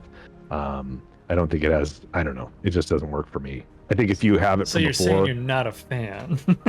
Well, no. I think it needs the leg mod to work. It does. I think they should bake the leg mod into it, or they should buff it so it actually doesn't need it. I think it's a downer personally, but because I think it would be fun if I had the leg mod. Yeah. I remember when we talked with you about it, and I was like, yeah, you should give it a try. It's so much fun. And then you played it, and you're like, it sucks. The range is terrible. I was like, why is your range? I had to look up why your range was terrible, because I've had that leg mod for years, right? I forgot that it was even on my ship. And so like, you're like, what the heck? And I was like, oh yeah, that would suck with no range. I'm sorry, man. I'm glad that it wasn't that you bought the thing that cost RPs and found out it sucked, right? You bought the thing that was free, right? But still, not having that leg mod does make the ship a lot less capable. You talked about the range on Tashkent. That range does carry over to Delny, going back to the Delny discussion, this ship 14.8 kilometer range. Delny I think is 15.1. Like it's a lot. And so if you like that idea but you want a rudder and range, Delny is going to be more fun for you. You'll have less DPM, but if you live longer, that means you have more minutes to get the DPM minutes done, right? So live the more minutes if that's what's working better for you. Okay, I can talk about Kaba for way too long, and so I want to move on. You were talking about Salem and how you should get Salem instead of Tulsa. Tell us about that. Yeah, so Salem is a Tier 10 U.S. cruiser. It's a carbon copy of Des Moines, same class of cruiser as Des Moines IRL. It has some differences in playstyle in that it has no hydros. It has shorter range. It does not have a 10-kilometer radar. It has like a 9 or 9.5-kilometer radar. It does have the same gun stuff as far as I'm concerned about as Des Moines in regards to normal reload times and how you can build for that. It does, I believe, because it doesn't have hydro as an option, I think you pretty much always have Def AA on it, but I could be wrong there. I don't think you can throw a spotter on it like you can on Des Moines, which is weird. I'll pull up the specs real quick. But I don't think you can put a spotter on it. I know I build my Salem different than I build my Des Moines because I don't want them to be identical. So like I actually run like range and slot 6 on Salem, and which like whatever, just for goof. But the thing it really has different is that heal there that you just moused over, right? It has super heal or whatever that's really called. Specialized repair team, right? Yeah. So this is a ship that can take a beating, and as long as you don't get yeeted, you can heal back a ton of damage with it. And that's what makes it different than Des Moines. I don't know that makes it superior. In fact, I don't think this ship is superior to Des Moines. It's kind of a side grade. But if you don't have Des Moines and you want that kind of ship in your port, or if you have Des Moines and you want to have another one, there's Salem, and it's been a coal ship for a really long time. Yeah, Salem's super old. I've had this boat forever. In fact, I had it before I had Des Moines, and that's when I was like, oh, this is what Des Moines is like? Now for me, that's a minority opinion, right? We have seen people taking Salem into ranked battles and using that heal as a way to stay alive and stuff like that. Blackadder points out you swap your hydro for radar if you want it. So most people take radar, but in something like a ranked where you're going to be pushing up and being close and using your specialized repair teams, I could see somebody going for hydro for the duration of 100 seconds in order to run the sensor for longer, because you're expected to be up close and doing business with folks in a very aggressive fashion. So you could see Salem players doing that kind of a thing. I don't tend to run my Salem very much, but again, you guys, we've already talked about the idea that I'm not a big Des Moines captain, so or fan, I guess. And so for players who do like Des Moines, I think it's another option. If you have a Des Moines, you don't need a Salem. It doesn't offer up a whole bunch of super unique gameplay. It doesn't bring you a new gameplay experience. But if you're a big fan, or you want to have, as Skada did, a couple different builds or something, you could certainly grab a Salem. It's a good boat, and I think people who like the Salem really do like it. So all good. Hujam says, I go with Salem for reload and DM built for range. There you go. Yeah, exactly. And that reload makes sense on the one that you might swap to the hydro or whatever for, because you might be up aggressively in people's faces. Hujam, by the way, if you guys don't know, Hujam posts a lot of short clips of him deleting people at very close ranges near islands. I see this a lot in our Discord. You can join our Discord and hang out with Hujam and all the other cool people in there. Okay. Yeah, that's right. On Salem, you can run it's hydros or radar, right? That's I think right. I said it doesn't have hydros. And I think when I most a lot of people take times that radar. Yeah. Yeah, and a lot of times if I play Salem, it's like in co-op, specifically farming, and then I do run the hydros because radar's dumb in co-ops. There you go. I should have remembered that, but anyway. Nah, there's so many details to keep track of on all these ships. I appreciate chat throwing in the oh, by the way, there's this too, or there's this, or nope, you misspoke. Like, keep that stuff coming, guys. We want to know those details as well. Tromp is a destroyer you can get for coal in the World of the Warships. Let me pull that little guy up over here. Was that like, and we're on to Bazan? That's how that sounded? But no. I like Tromp, actually. Yeah. So I run. This is a consumable camo. Let me put the real camo on this boat because I like this camo on it. But Tromp basically is it's a Dutch destroyer. It's got 150 millimeter guns, 6 of them, with a reload time of 4.3 seconds as I have built the ship. She's got 10-kilometer torpedoes 12-kilometer torpedoes as well, and a 10-kilometer airstrike, if I recall correctly. Yes. And so what's neat about that is the guns are 13s, the torps are 12s, and the airstrikes are 10s. And that means that all of those armaments work in a very close range of each other. And so you can kind of use all of them on most targets within your range, with the exception of the guns being a little bit longer. The 150s punch really well. You could Citadel cruisers, even high-tier cruisers on this when you get the right angles. The ship is slow. But she's got a good speed boost, a 25% speed boost. And so while I'm sad sometimes about her speed, which is only 35 knots base, which is quite slow, you can 4 times a battle smash this button and go 25% faster, which is a lot percent faster. It's like over 40 knots, 42, 43 knots, which is pretty great. So that is kind of the overall of Tromp. I don't know what it is about this boat. I think it's fun for randoms, but I thought I was going to hate this boat when I got it. I thought it was going to be terrible because it was slow, and the 150s didn't seem to have as much DPM as I wanted. But I found that it was kind of fun to play. Skada, what do you think about Tromp? And then Philip wants us to talk about maybe Tromp versus Black, and I think we can share a sentence or two there. Yeah, Tromp has good conceal. I think the thing that I that's a good point too. It's not going to have it because it's so gadget laden with those weird Dutch airstrikes. But I wish it had smoke. I think it would, and even it would really benefit from like the short burst, like British style smoke. I think would make it perfect for me.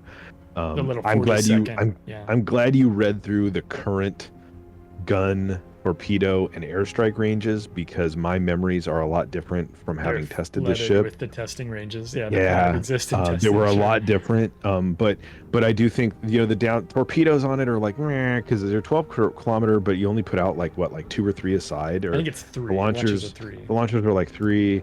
The guns are 150s, but I've lost gunfights against like an Uland in it. And that that's probably me, but again, that's like the airstrikes are fun on a lot of the tier 10 maps where you can be in a position where you can like use them over an island to like drop some HE8 on like a battleship or on a crew, especially like a cruiser or something that's like a corner parked cruiser. That's my favorite thing for Dutch airstrikes, is like hitting a radar cruiser that's trying to do like a Des Moines corner or a Moskva corner or something like that.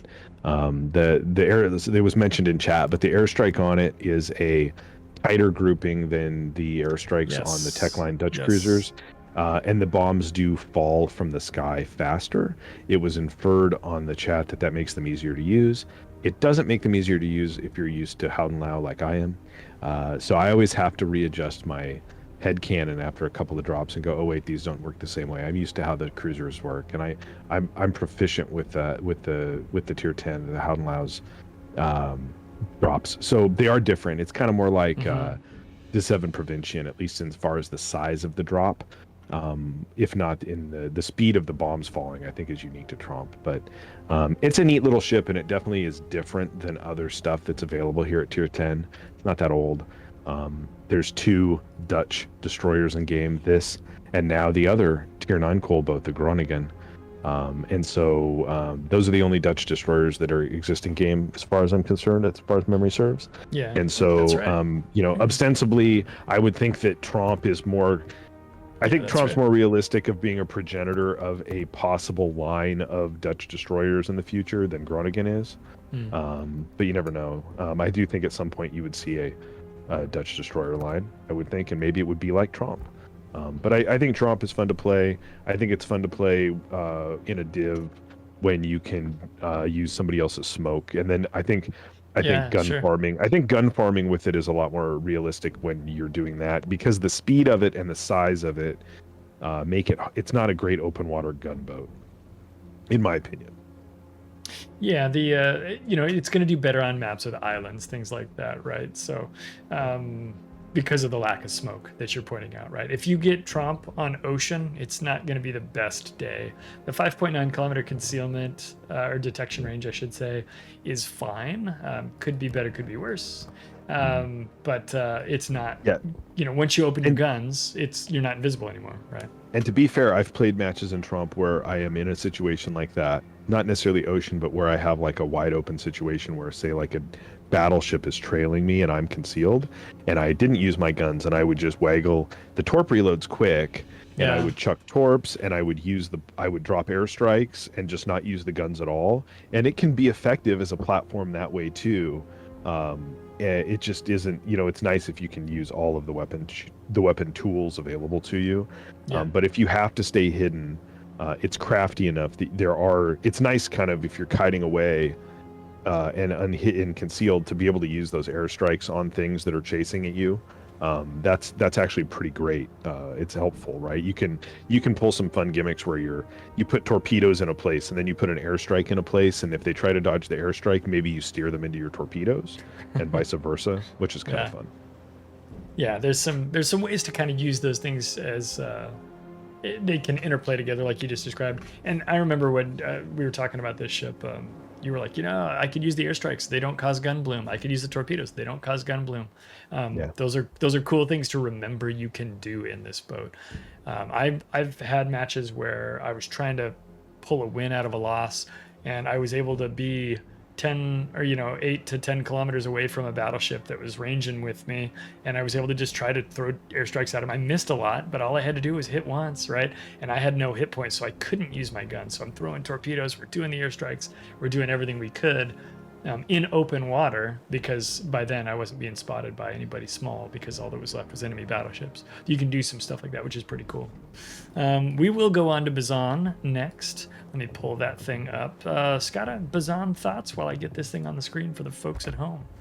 Yeah, Bazan, also relatively new ship on this list. The first Spanish destroyer in game, not the first Spanish ship. That would have been the Canarias. Bazan, though, has the gimmick of an auto loader, similar to, say, Conde or Annapolis or Yamagiri. This was kind of the first, I believe, the first super ship that was put into the game that had that gimmick. It is the same super ship, you mean? It's based on a Capitani Romani Italian ship. So this is like the same hull and general turret layout and look of Paolo Emilio and the Regolo at Tier 10 in the Italian line. It has a few variations, like a couple pieces look different, but basically it's that same kind of ship. So like IRL, this ship, I don't know if the Italian or the Spanish version exists, but in real life these ships existed, and they were considered cruisers because it's a big boy. They're huge. So Bazan has good concealment, though. It probably has the best concealment out of all of the ships that are this way, because I feel like its concealment's around 6. It's 6.2 kilometers. It has, like, what are the guns, like high 130s or something like that, mid 130s. Yep. It offers HE and AP. The torpedoes are that's one complaint I had about it, was that I felt like they just lifted the same torps as the Italian has, the Regolo. So they're like longer range torps that are really slow. I wish that they had a little more Spanish flavor on them, and they were a little bit different. But I think this boat is fun, although I don't think this boat is like exceptionally powerful, but I do think it can be fun to play. I think mistakes people make with this boat because of the autoloader is if you use the autoloader and you don't kill what you're shooting, like if you're trying to take a trade with a DD and you don't annihilate that DD, you've got a long time for your guns to come back. And now you're sitting there going, hey, you don't have you do have smoke. You don't have fuel smoke, but you do have smoke. And so one thing you can do with this boat is you can go into caps and you can pop smoke like a traditional gunboat DD. And if you have spotting, you can gun farm with that HE with or without the autoloader, and you can get fires and generate damage. Chuck torps. It plays pretty normal. It's not a torp boat. It's not, it's not really a torp boat, and I guess it's a gunboat, but I consider it more of a hybrid. kind of more like you'd play gearing or something like that, I guess.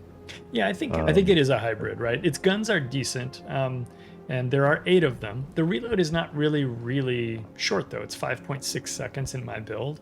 And the thing you talked about, which is that autoloader gimmick, that autoloader gimmick is not to be turned on and left on, right? Your DPM is higher when you're not using it. So if you actually want to get work done, turn off the autoloader. But when you need the autoloader, you use it. It's a seasoning. It's a spice. That's the Spanish flavor. That's the spice, right? You use that when you need to finish off a DD that you're about to lose sight on or something like that. You talked about the concealment, 6.2 kilometers, which is decent, but again, it's not the stealthiest. You will be outspotted by a lot of other ships and all submarines. But you do have smoke in it, which is kind of cool because for an 8-gun destroyer, a lot of them don't have smoke or don't have much smoke. So you got 3 charges, at least how I've built mine. They last for 97 seconds. So you can smoke farm a little bit when the time allows. And like you said, it's not a torpedo boat by nature. Slow 56 knot torpedoes, long range, 90-second reload on them. But you should, like other destroyers, like the Italians, like the Rogolo, you should launch these torpedoes when they're ready. Find a target, put the fish out, and let them go swimming, because you'll get some hits that way. So it's very kind of medium, and in a lot of ways, that's very kind of basic. I think players who are looking forward to the Spanish cruiser line, who don't mind playing a little destroyer every now and again, might consider getting something like this to build up a captain and get ready for the upcoming cruiser line that's coming. And again, like you said, I think it's kind of fun to play, but not exceptionally powerful, right? If you're only interested in boats that are overpowered because that's where your self-esteem comes from or something, then this boat's not for you. Hey. I said only interested. This boat won't be a boat that makes you feel like you're seal clubbing everybody. But if you don't mind getting out there and having a good battle every now and again and accepting a good fight, I think Alvaro's okay. I think it's an okay boat. It doesn't get a ton of matches from me. I did play it a bunch when we did a hot take video on it, so you can check that out on my YouTube as well if you're interested. And we go into detail on it. I think it's a decent ship, but it isn't like oh man, if you don't add this, if you don't have this, then you ain't living, right? Like I just feel like that's not a true statement. And again, it has that problem that now they're in the future. There will be a Spanish cruiser line. It's in test right now. It should be in early access in a couple patches. After that, people will have it. But right now, you can have this boat, and you can have if you have the premium tier 6 Spanish cruiser Canarias. So this is one of those situations where you don't have a captain, and there's no easy way to get a high point captain for this ship because it's Spain. And so and I really think to play this ship, I think you need probably like 16 to 18 points to play it comfortably. And so that sucks. And that's a thing we talk about on other nations, right? Where I don't have a way to get there. Now in a couple months, probably 3-4 months or something like that, when the Spanish cruisers are in game, now you've got a place where you can build a Spanish captain, and now you've got the opportunity, because this is the only destroyer, it's cool, he can have a destroyer build that works for Bazan. No big shakes, right? And you've leveled up a captain as you've leveled up that line if you choose to play that cruiser line. So, but currently, that's a bummer. When you buy these coal boats, I think they only come with 3-point captains. I just bought the Napoli on my EU account, and I was like, sweet, I'm going to get the Napoli, I'm going to get a 10-point captain. Yeah, I got a 3-point captain, and I was like, because I don't have any Italian boats over there. Yeah. Oh, the sadness. Yeah. Mamma mia. Yeah. That could be a problem that you would have with, say, Tromp if you haven't played Dutch cruisers. If you haven't played the Dutch. That, when you look at some of those newer nations or national flavors, you got to keep that in mind. And that Clyde's got videos about building captains, but it's a long road to hoe. If you just go get yourself a Bazan and you have nothing else Spanish in your port and it comes with a 3-point captain, you got to be willing to dump probably a bunch of points into him, at least get him to 10 points. Yeah. Do you have concealment and stuff like the base destroyer build? 10's the basics, 14's comfortable, Yeah, and then go from there, right? And the only way you're going to get XP on him is playing him on this ship, and because it's the tier 10, it doesn't have special currencies. We didn't go back when we were talking about Tromp, but to answer that question, right, helmet. Tromp or Black, right? Because Black's a tier 9, it has better economy. You're going to make more money or silver playing Black than you will Tromp, and that goes the same for all these tier 10s. That's right. And that was actually a big part of Philip's question. I'm glad you remembered that because I was thinking about that while you were talking and we didn't go back to it. But Philip said Black or Tromp and then asked a secondary question, which was about the economy. And so, yeah. Tier 9s are going to have an improved credit earning. Tier 10s don't. You don't get that benefit at Tier 10. And then when you get to Tier 11, you have a negative credit modifier. So if you're looking to make credits, you're going to want to stay at that Tier 9 or to even a Tier 8 would be fine too for helping you out with that. Yeah, so that is different. So Helmet asked about Canarius for training for the cruisers. You could do that just to get some points on a captain, and then maybe you might need to retrain them for the upcoming cruiser line though. Mountain 199 comments that it doesn't have the same features as the upcoming line, and that is 100% true. So if you're just looking to get some points on a captain though, Canarius is a great ship at Tier 6.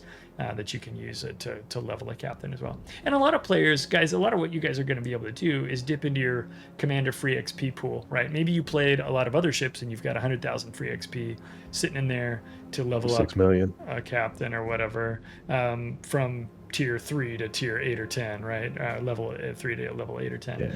But it costs 6 million, 8 million. You never know. Yeah, well, yeah, you've got 6 million, 8 million. It costs a lot to push a dude up to 21, but maybe you can push him up to 10 to 14 to something like that. You can spend 100,000 or 200,000 points to get you there. Helmet is equipped. It seems like you're fine, Helmet. Okay, that's Alvaro. Again, I like Alvaro. I don't know that I'm reaching for it as my favorite Tier 10 destroyer, but I have a lot of Tier 10 destroyers to play. But Alvaro's fun, and I think for what it is, it's kind of an interesting boat that at least brings out a new gadget to the game. Marceau is like a Kleber with shells that go like this instead of like this. So Marceau's got an incredible main battery DPM.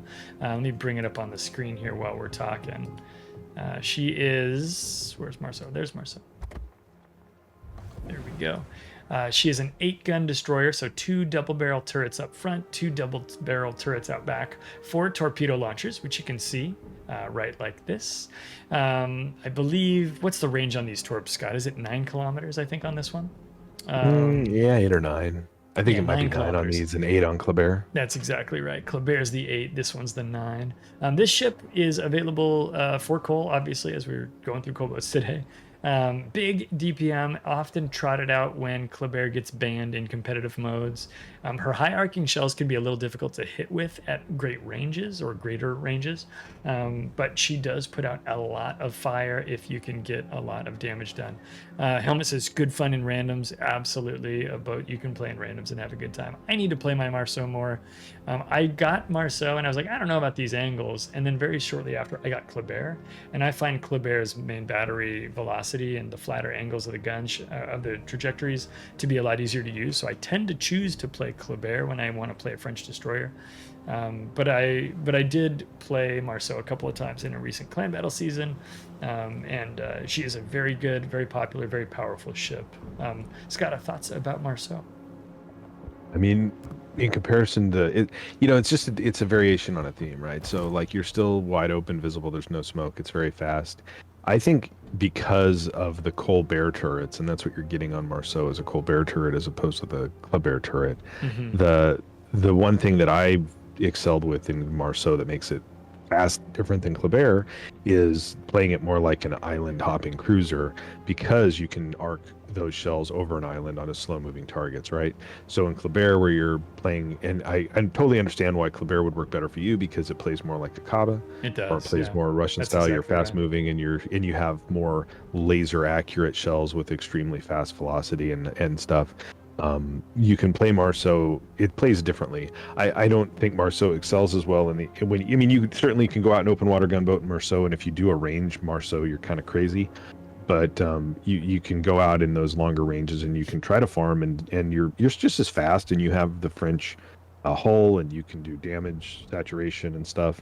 The torps take like at least twice as long to load as, if not longer, than the Kleber torps. They just take like 142 seconds. Yeah, so it's over Kleber's 2 is minutes, like 20 seconds. And Kleber's I think are like 80. So it's like it's a lot longer. But the torps hit really hard. Yeah, the torps hit really hard, but they take forever to load, so that's kind of different about it. I think Marceau definitely has better AA. I've actually had surprisingly good AA games in Marceau. because it has defensive AA and because those Colbert turrets are supposed to be dual purpose turrets. I've shot down a lot of planes with Marceau before, and because it's so fast and wiggly, it's harder for our CVs to hit you. I forgot about that. But it's a different feel for sure. Yeah. I like it. I actually have had it longer than Kleber. I got it when it first came out as a coal boat, and then didn't get to the point where I had the Kleber, and I hadn't worked that line yet past like Goupart or Vacline because I hated those ships so much. It wasn't until we got higher up that line that it was more comfortable to play. But I do think Marceau offers a different playstyle. And again, for our co-op friends out there, Marceau's awesome for doing random farming things in co-ops. It's really good for farming fires. It's really good for farming shell hits. The torp reload is kind of a bummer because it makes it hard to do torp rushes. It has that supreme speed to get ahead of everybody else in co-op, but the torp reload isn't there. Whereas you can do like torp rushes with Kleber because of the torp reload, and that's just devastating because the torps hit so hard. But when the torps are loaded on Marceau, if you're still playing in a co-op at that point, you can devastate ships with them because the torps hit really hard. But yeah, I think Marceau's a fun ship. I don't know if it's the best tier 10 DD in this group of DDs at this point, but it is a good boat, and it does get played in competitive more than probably a lot of these other tier 10 DDs ever will. Yeah.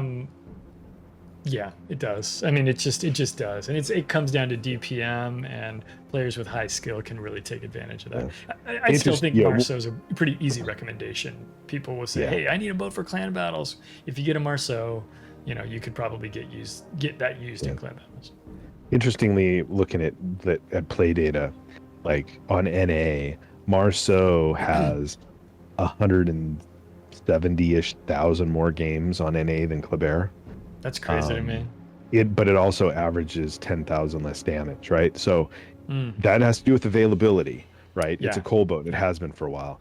Now the next ship up the list as far as gameplays though, at Marceau is at 805,000 matches played on NA. Grozavoy is the next ship at 842. Grozavoy has been out a hell of a lot longer, right? Yeah. So I think that's kind of interesting. But and this is in order. It actually goes Grozavoy and then down one to Marceau, then down one to Kleber with a huge drop down. The next ship after Kleber's got 630,000 games played. At 620,000 games played is the Forrest Sherman, the next ship we're going to talk about. That is the next ship we're going to talk about. It looks like this.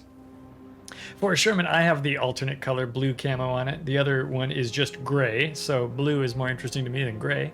Forrest Sherman is an American destroyer. They made a bunch of these in real life. In fact, this ship won our best ship of the year when we did the Golden Barnacles in March, which was our Oscars-style World of Warships award show. Many of you were here. Thanks for watching that, guys. It meant a lot to me that you did. And of course, it is on YouTube as well if you'd like to watch that video. This ship is just incredibly popular with players. It is incredibly popular. I don't love the Forrest Sherman as much as the community loves the Forrest Sherman, although I am coming around a little bit. As I've got better with Groningen, with Friesland, I got better with the idea of Forrest Sherman as well. And actually, I think what it was Forrest Sherman is the one that taught me how to play those boats, is I was able to take some skills from this boat and go use them. She's got poor concealment for a destroyer, but she's got excellent hydros, very, very fast firing guns. I think the reload time is like 1.5 seconds on these. Let me confirm that. 1.3 in my build. I think it's 1.5 base. But only 3 barrels, 1 barrel up front and then 2 single barrel turrets out back.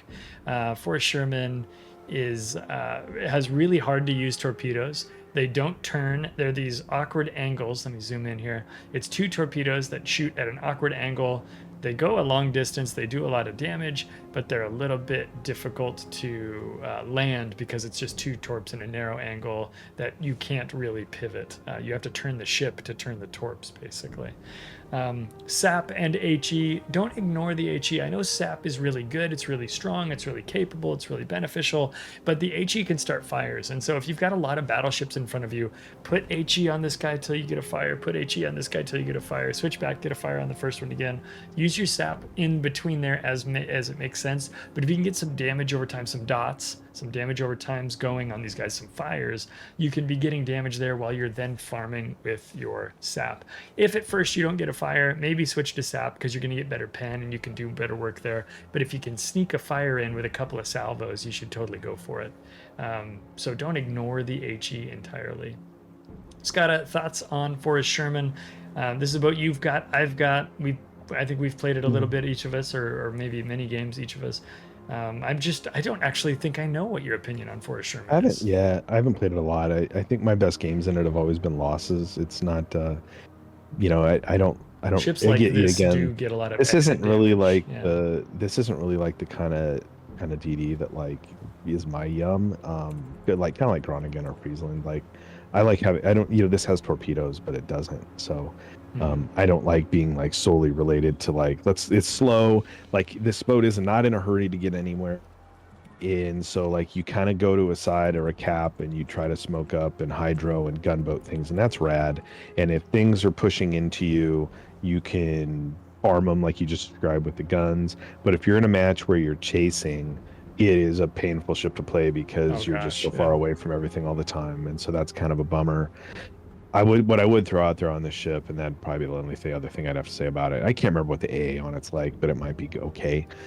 It's medium plus maybe. Yeah. Weird British battleships that didn't exist in real life were created for the game and all have torpedoes that turn.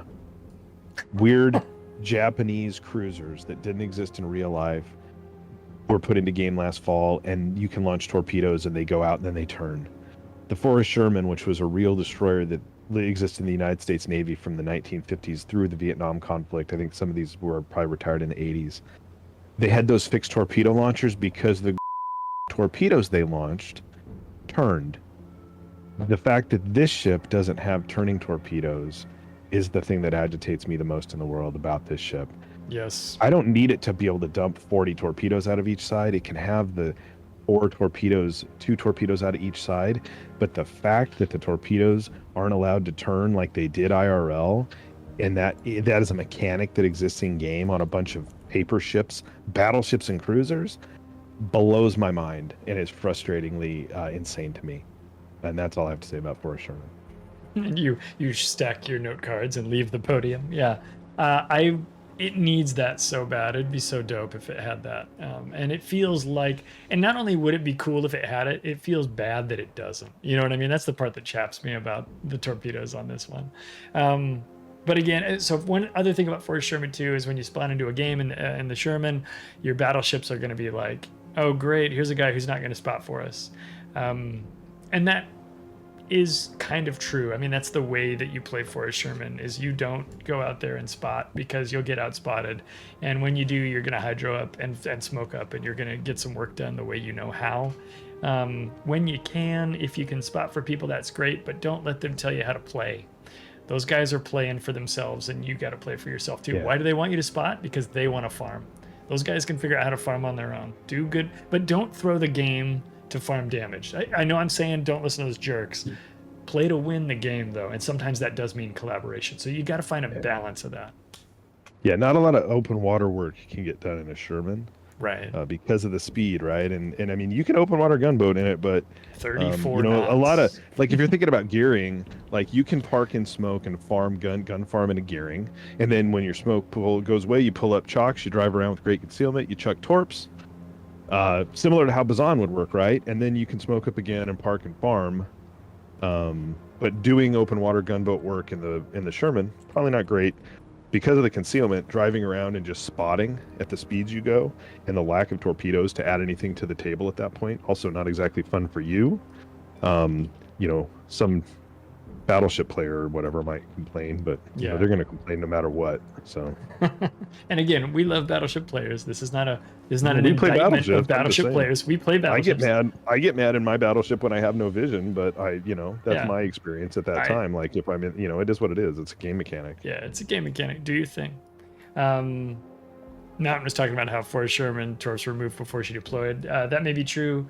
Turner Joy did deploy with triple torpedo launchers, so that is a thing that is real, and she is a Forrest Sherman class ship you can visit actually near Seattle in Bremerton, Washington. So go check that ship out if you're in the area and you want to check it out. So torpedo, surface ship torpedoes.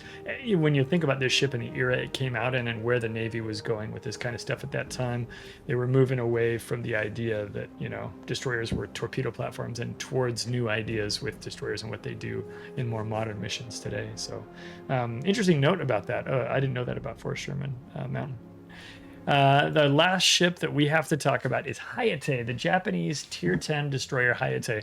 I commented earlier about how Azuma and Agir moved along. They got priced at regular prices for those Tier 9 cruisers, right? They're pretty standard pricing.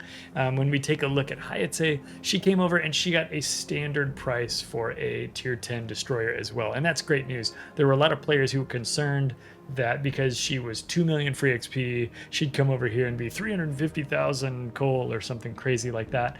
I didn't think they were going to do that, and they didn't, which is great news for players who are interested in adding this ship to their collection. Now, hang on, let me grab the right camo. Right now I'm showing a camo that you don't get if you just buy this ship for coal. So I'm going to put the blue version. This is the alternate color scheme. Here we go. Of the Hayate's camo. I think this is a good looking ship. The other one looks similar to a Sashio, and I'll show that one after I pass the microphone over to Skada.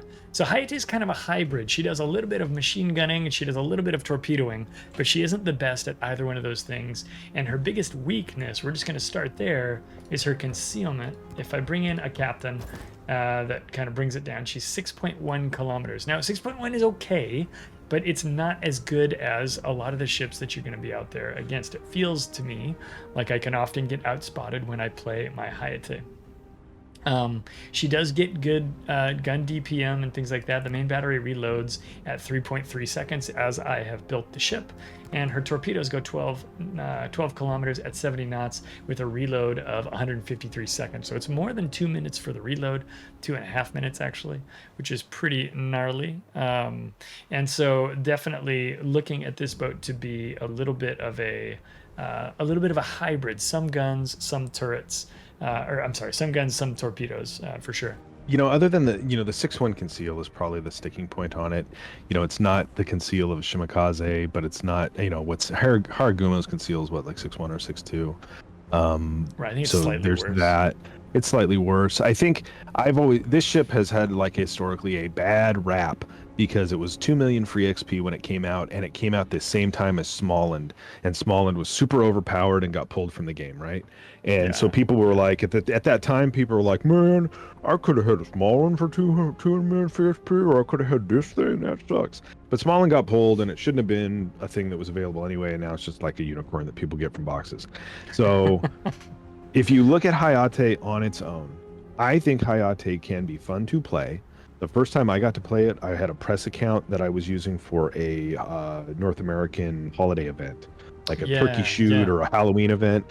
And I thought it was a lot of fun to play because for the most part, barring the fact that I really wish they would give it a 6.0 or a 5.9 concealment buff, I think you can play it as if gearing. Yes. It doesn't have the gearing's torpedo range, but this plays more like that kind of DD where you can drive around and you've got good usable HE. The HE's good because it's like not the 100mm HE, that it's punchy. It has good reload. It gunboats just fine. And then it has strong, hard-hitting IJN torps that are what, like 12s? Are they like a 12 kilometers? Torp? Yes, 12 Yeah, kilometers. and so not quite gearing, but I think that's, it's that kind of hybrid DD. You can play this with torp reload booster instead of smoke, if I remember right. But I think this, if you look at it as what it is alone, I don't think it's an unfun DD. I just think it is maligned by circumstance of its release and how it was originally available and what it was up against.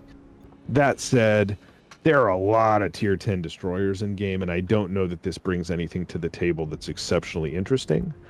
I do think that if you look at Yamagiri, the super Shimakaze, the fact that it has an autoloader gun gimmick is kind of like aped from what Hayate could do.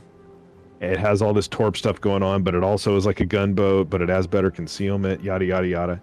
And so like I just wish that if I could do anything to make Hayate more of a playable ship, it would be to get that concealment to 5.9 or to 6. And then I think it, then it would really sing. But I don't think it's a bad. It's kind of a big ship.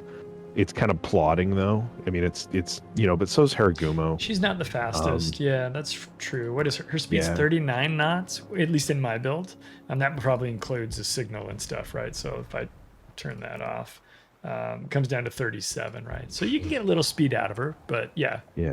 She's not unlike other Japanese boats in that feel, right? I think it's cool now that it's a coal boat. I always thought at 2 million free XP, it was just kind of like, are you kidding? Because part of that is like, well, you sold Smallland and that for 2 million free XP, and Smallland had radar and like was like this crazy gunboaty thing. Way more super overpowered. Than this boat. And then they're like, oh yeah, or there's this. Yeah, well, Smallland is broken and it still is. And so like this boat for coal, but if you look at this and you compare this to like Tromp and Bazan and Sherman and Marceau, right? Geez, do you think if you take those 5? I was actually going to ask you this question. I was going to be like, okay, let's look at these DDs. Yeah, well, I'm going to ask you. You're the DD main, so we don't normally do this, but rank these 5 destroyers in the order of which you would want to play them, not in the order that you would recommend that anybody buy them. But if you're Clyde J. MacGillicuddy, that's how me. would Clyde J. MacGillicuddy, if he was these are the only 5 boats you had, what order would you play them every day? Yeah. So you said Hayate, Tromp. These 5, Marceau, Sherman, and Bazan. Kaba as well, or are we leaving Kaba out? Oh, well, no, let's leave Kaba out because you're That's going to okay. pick it first. Yeah. I think realistically, right, if I'm looking at those ones, throwing out Kaba because of my unnatural appreciation for that ship, for me, it's probably like Tromp and maybe like Marceau. And that's because I know I need to go learn and get better at Marceau. I don't actually want to pick Marceau the most, but I want to now because as intentionally. But I think Tromp is really fun. I think Bazan is really fun. And Marceau. I think I would play those 3 the most. I would personally play Sherman less and Hayate less. I think most players would say Sherman and then maybe Marceau. Most players who probably voted Tromp. most players who voted for the Golden Barnacle Award obviously would say Sherman because it was up against some of these ships. It was. I think if I look at those, and I'll even include Kaba in it. Obviously, Kaba loses in my ranking. In your ranking, that's easy. In my ranking, it's bone dead last because I don't like it. Yeah. But I have a hard if I figure, I don't like the ship a ton. I don't like the way it plays as far as Sherman. So for me, it would be like Marceau, but even then, it would probably next would be Sherman because I understand it's powerful. It's just not my gig. Yeah. So it would be like Marceau, and then it would be like Sherman, and then it would be Tromp because of the gimmicks, and then, I don't know, Hayate or Bazan. I made it a point to go play Hayate a ton. I have over 50 battles in Hayate, right? And my win rate in Hayate is like within a percentage point, I think, of my account win rate. It's pretty normal for me. It's a destroyer. And you can go out and Clyde influences games in Hayate the same he influences games in every other boat in the game combined. It doesn't make me stronger. It doesn't make me weaker. It's a fine, normal boat. Right, it's okay, right, and you'll play as good as you play in boats when you play Hayate. That's been my take, and I tried to play it to become like really good in it. And to be fair, I didn't become really good in it. I just played average. I played like I play. So for me, Hayate is it's a destroyer. It's kind of in the middle, like you say. There's no real gimmick and things like that, and so that's basically what happened. Helmet. Come on, man. I was going to say one thing I'll throw out there for 3 of these boats. And again, I'm looking at played on times played in randoms on NA. Hayate's been out for a while, but it's been for 2 million free XP. 120,000 matches on NA. Yeah. With an average damage of about 44,500, which isn't even purple, it's teal, right? Yeah. Tromp is the next DD down on the list at 86,000 matches. And it's been out way less, but it's been for coal. Tromp came out in easier like October, just for context, right? Like, but again, but then Tromp's average damage 47,200, so just barely a little bit more. Also teal. I go down the list a little bit more, and I find Alvaro de Bazan Alvaro de Bazan, 58,000 matches. So half of what's available in Hayate, but it has been out very short in comparison. Its average damage, 45,189 in teal. So again, this speaks to the availability of coal boats to the masses. If I go look at steel ships that are destroyers on here, the numbers are going to curl your toes because Chads have steel ships, right? Everybody has coal boats. So the numbers are more realistic. But all three of them are averaging on NA very similar damage numbers. Hayate actually averages over 50% win rate, barely. Yeah. The other two average 49% win rates, actually have losing win rates. Again, about availability. So as far as the North American player base goes, nobody is really lighting the world on fire in these ships. Right. Well, I mean, if I drill into them, there'll be some dude that has like 600,000 damage in Hayate, and it's like some guy that those guys that just go for that on the boards. But I think the average numbers speak to something that's kind of interesting there. Whereas like Marceau, 800,000 matches, been out longer, coal ship, average damage 44,000. It's really funny when you look at these coal destroyers where the average damage is, and that speaks to availability for the player base, and really maybe lack of skill in tier 10 destroyer play by coal players. And even though that's teal damage, right? That's fine. Yeah. I know and I go out in a tier 10 destroyer, and if we don't get 50,000 damage, we feel like we really did bad. And it turns out we're beating the server average, and that might speak more to NA.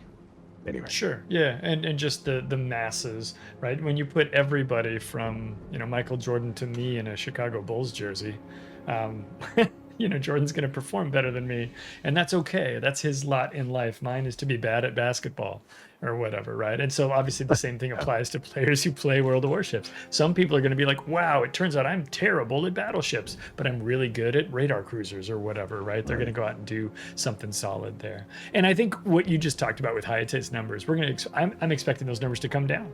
The only people who bought Hayate are people who had way more free XP than they had sense. I did that at one point. I paid 2 million for XP for it. Was happy to do it. Would I rather have bought it for coal? Yes. There's a coupon for coal, and I feel like this is an easier grind, an easier. You just think now if how nice would it be now if they said, look, you have Hayate in your port already, Clyde.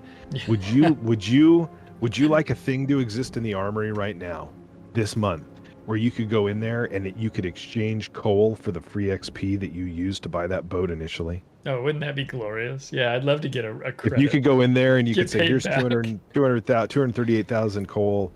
I would like my 2 million free XP back. Would you do that? Right. I might. For the 2 million, I might. I would today, because I could use that to get research points, right? That gets me, well, that's exactly why. That 2 million XP is enough to reset the Haragumo line 3 times. Yeah, just about. Dang close, right? That'd be a fantastic thing to do. And again, coal, I have plenty of it, right? But at the time, I was like, I'm going to get that wacky DD that nobody has. Let's go. And I did it. I'm fine with it. And I'm glad, And I actually got Hayate from a Santa crate. So I made it, There you go. I got it. You went to work to earn that. When I went in IRL for that. When they put out Hayate, I bought 20 Santa crates that year, and I got Smallland and Hayate from those Santa crates. So that is what that is. But I'm glad it's coal now. I think we will see more people play it because it's more readily available. And I think you're right. I think the damage numbers are probably going to go down on it for a while. Yeah, they're going to get worse. That's okay, though. I mean, it's going to come down to a true average for the server. And you get that number on every server. It'll be fine. Mechanically, I like Hayate. I don't play it because it doesn't offer anything that's exceptional. And like I said, if they would just tweak the concealment, I think it would be exponentially more playable. Yeah, honestly, 5.8 concealment on Hayate would make this would be a different conversation. I'd be like, yeah, dude, freaking go get it. That boat's rad. But it's not 5.8, right? And maybe one day when we see another one of those articles that has 56 ships that they're buffing and nerfing, we'll see a Hayate buff. I think that'd be really exciting. But for whatever reason, they've decided to not do it. I think that they're about to get a lot of data on Hayate, and that data could lead to buffs for the ship over time. Maybe. That said, don't go buy Hayate expecting it to get buffed. There's absolutely no guarantee that is on the table. Okay, what we didn't do for the last page or for this one was say, okay, man, you can pick 2. Which ones are they going to be? On the whole sheet, we've got 13 ships here. What are your 2 picks if you had to take just 2 boats? On this sheet? Yeah. Geez, Napoli is one. Yep. That's the easy pick. The other one, realistically Marceau, but I really like Malta. I just don't play it that much because I don't play CVs, but Malta is powerful. I don't know what to pick for my second one either. I feel like it has to be, for me, it has to be Kaba, right? But Napoli is the one that I said, yep, we're going to take Napoli. Why? Because clan battles, right? That's my reasoning. Doesn't have to be Kaba. You got Kaba the same way I did. You earned it with playing Tashkent. That's true. That's right? true. So, yeah. So again, my second pick realistically would be Kaba. Malta is high on that list too if I'm looking for alternates. I don't play You like Moskva. I don't. I suck at Moskva. I mean, I like Moskva, but I'm terrible at it, so I wouldn't pick it. Yeah. But it is good. I mean, it is good, and it does have purpose, right? We talked about clan battles for Napoli. I think that's another reason. I think it'd probably for me it'd probably be Malta and Kaba, and if I wasn't, I'm sorry, Napoli and Kaba, and if I wasn't picking Kaba, it'd probably be either Malta or maybe one of the destroyers. Tromp, Alvaro, Marceau, one of those three. Yeah. And I know I said I can only take two, and then I gave you a bunch of options, but that's where I'm at on this one. Okay, let's jump back to the tier 9 page, and I want to grab you can take two here. Mm-hmm. What are they going to be? I'll go first this time. I made you go first, I think, every time so far. It's probably going to be Black and maybe Iwami, maybe Black and Iwami, maybe Neustrashimy just because I like Soviet DDs and collecting them. Mm-hmm. But like for playstyle, Iwami is really strong and Black's really good. I think those would be the two I would take, Black and Iwami. Yeah, it'd be Black, obviously, and then I think I would probably still take Pommern because of the feels, because I really like Pommern, and it's still fine. That's the reason I would lean on Neustra instead of Iwami, it would be Black and Pommern for me. Yeah. No, that's a good pick for this. It would not be Azuma and Marco Polo. Azuma and Marco Polo, get right out. Okay, well, with that, everyone, thank you for joining us for Ship Show. This has been our Cole Ship Show, I should say. It took forever despite attempts to try to make it shorter. Hopefully everybody had a good time. If you liked this, share it with a friend. Let people know that this is a thing. I'm obviously live on Twitch right now. I appreciate you guys watching the Twitch channel. If you enjoy what we do here, you'd probably like the YouTube channel as well. You can check it out at youtube.com/ClydePlays, or you can just go to YouTube and search for Clyde Plays World of Warships, and you'll find all of this content and more. If you missed some of this, you want to see all of it, you can watch the VOD on Twitch, or you can check it out on YouTube. I'm going to be doing a slightly cleaned up, slightly edited version over there, and then I'll bookmark the sections so you can go to whatever ship you want to see, and you can send it around to your friends and say, hey, check out this section on whatever boat Forrest Sherman, or whatever you're most interested in. I want to make sure that's usable for you guys. With all that said, Skada, do you have any parting words for the people before we send them away? Nope. Thanks for watching. All right. Thanks, guys. Goodbye.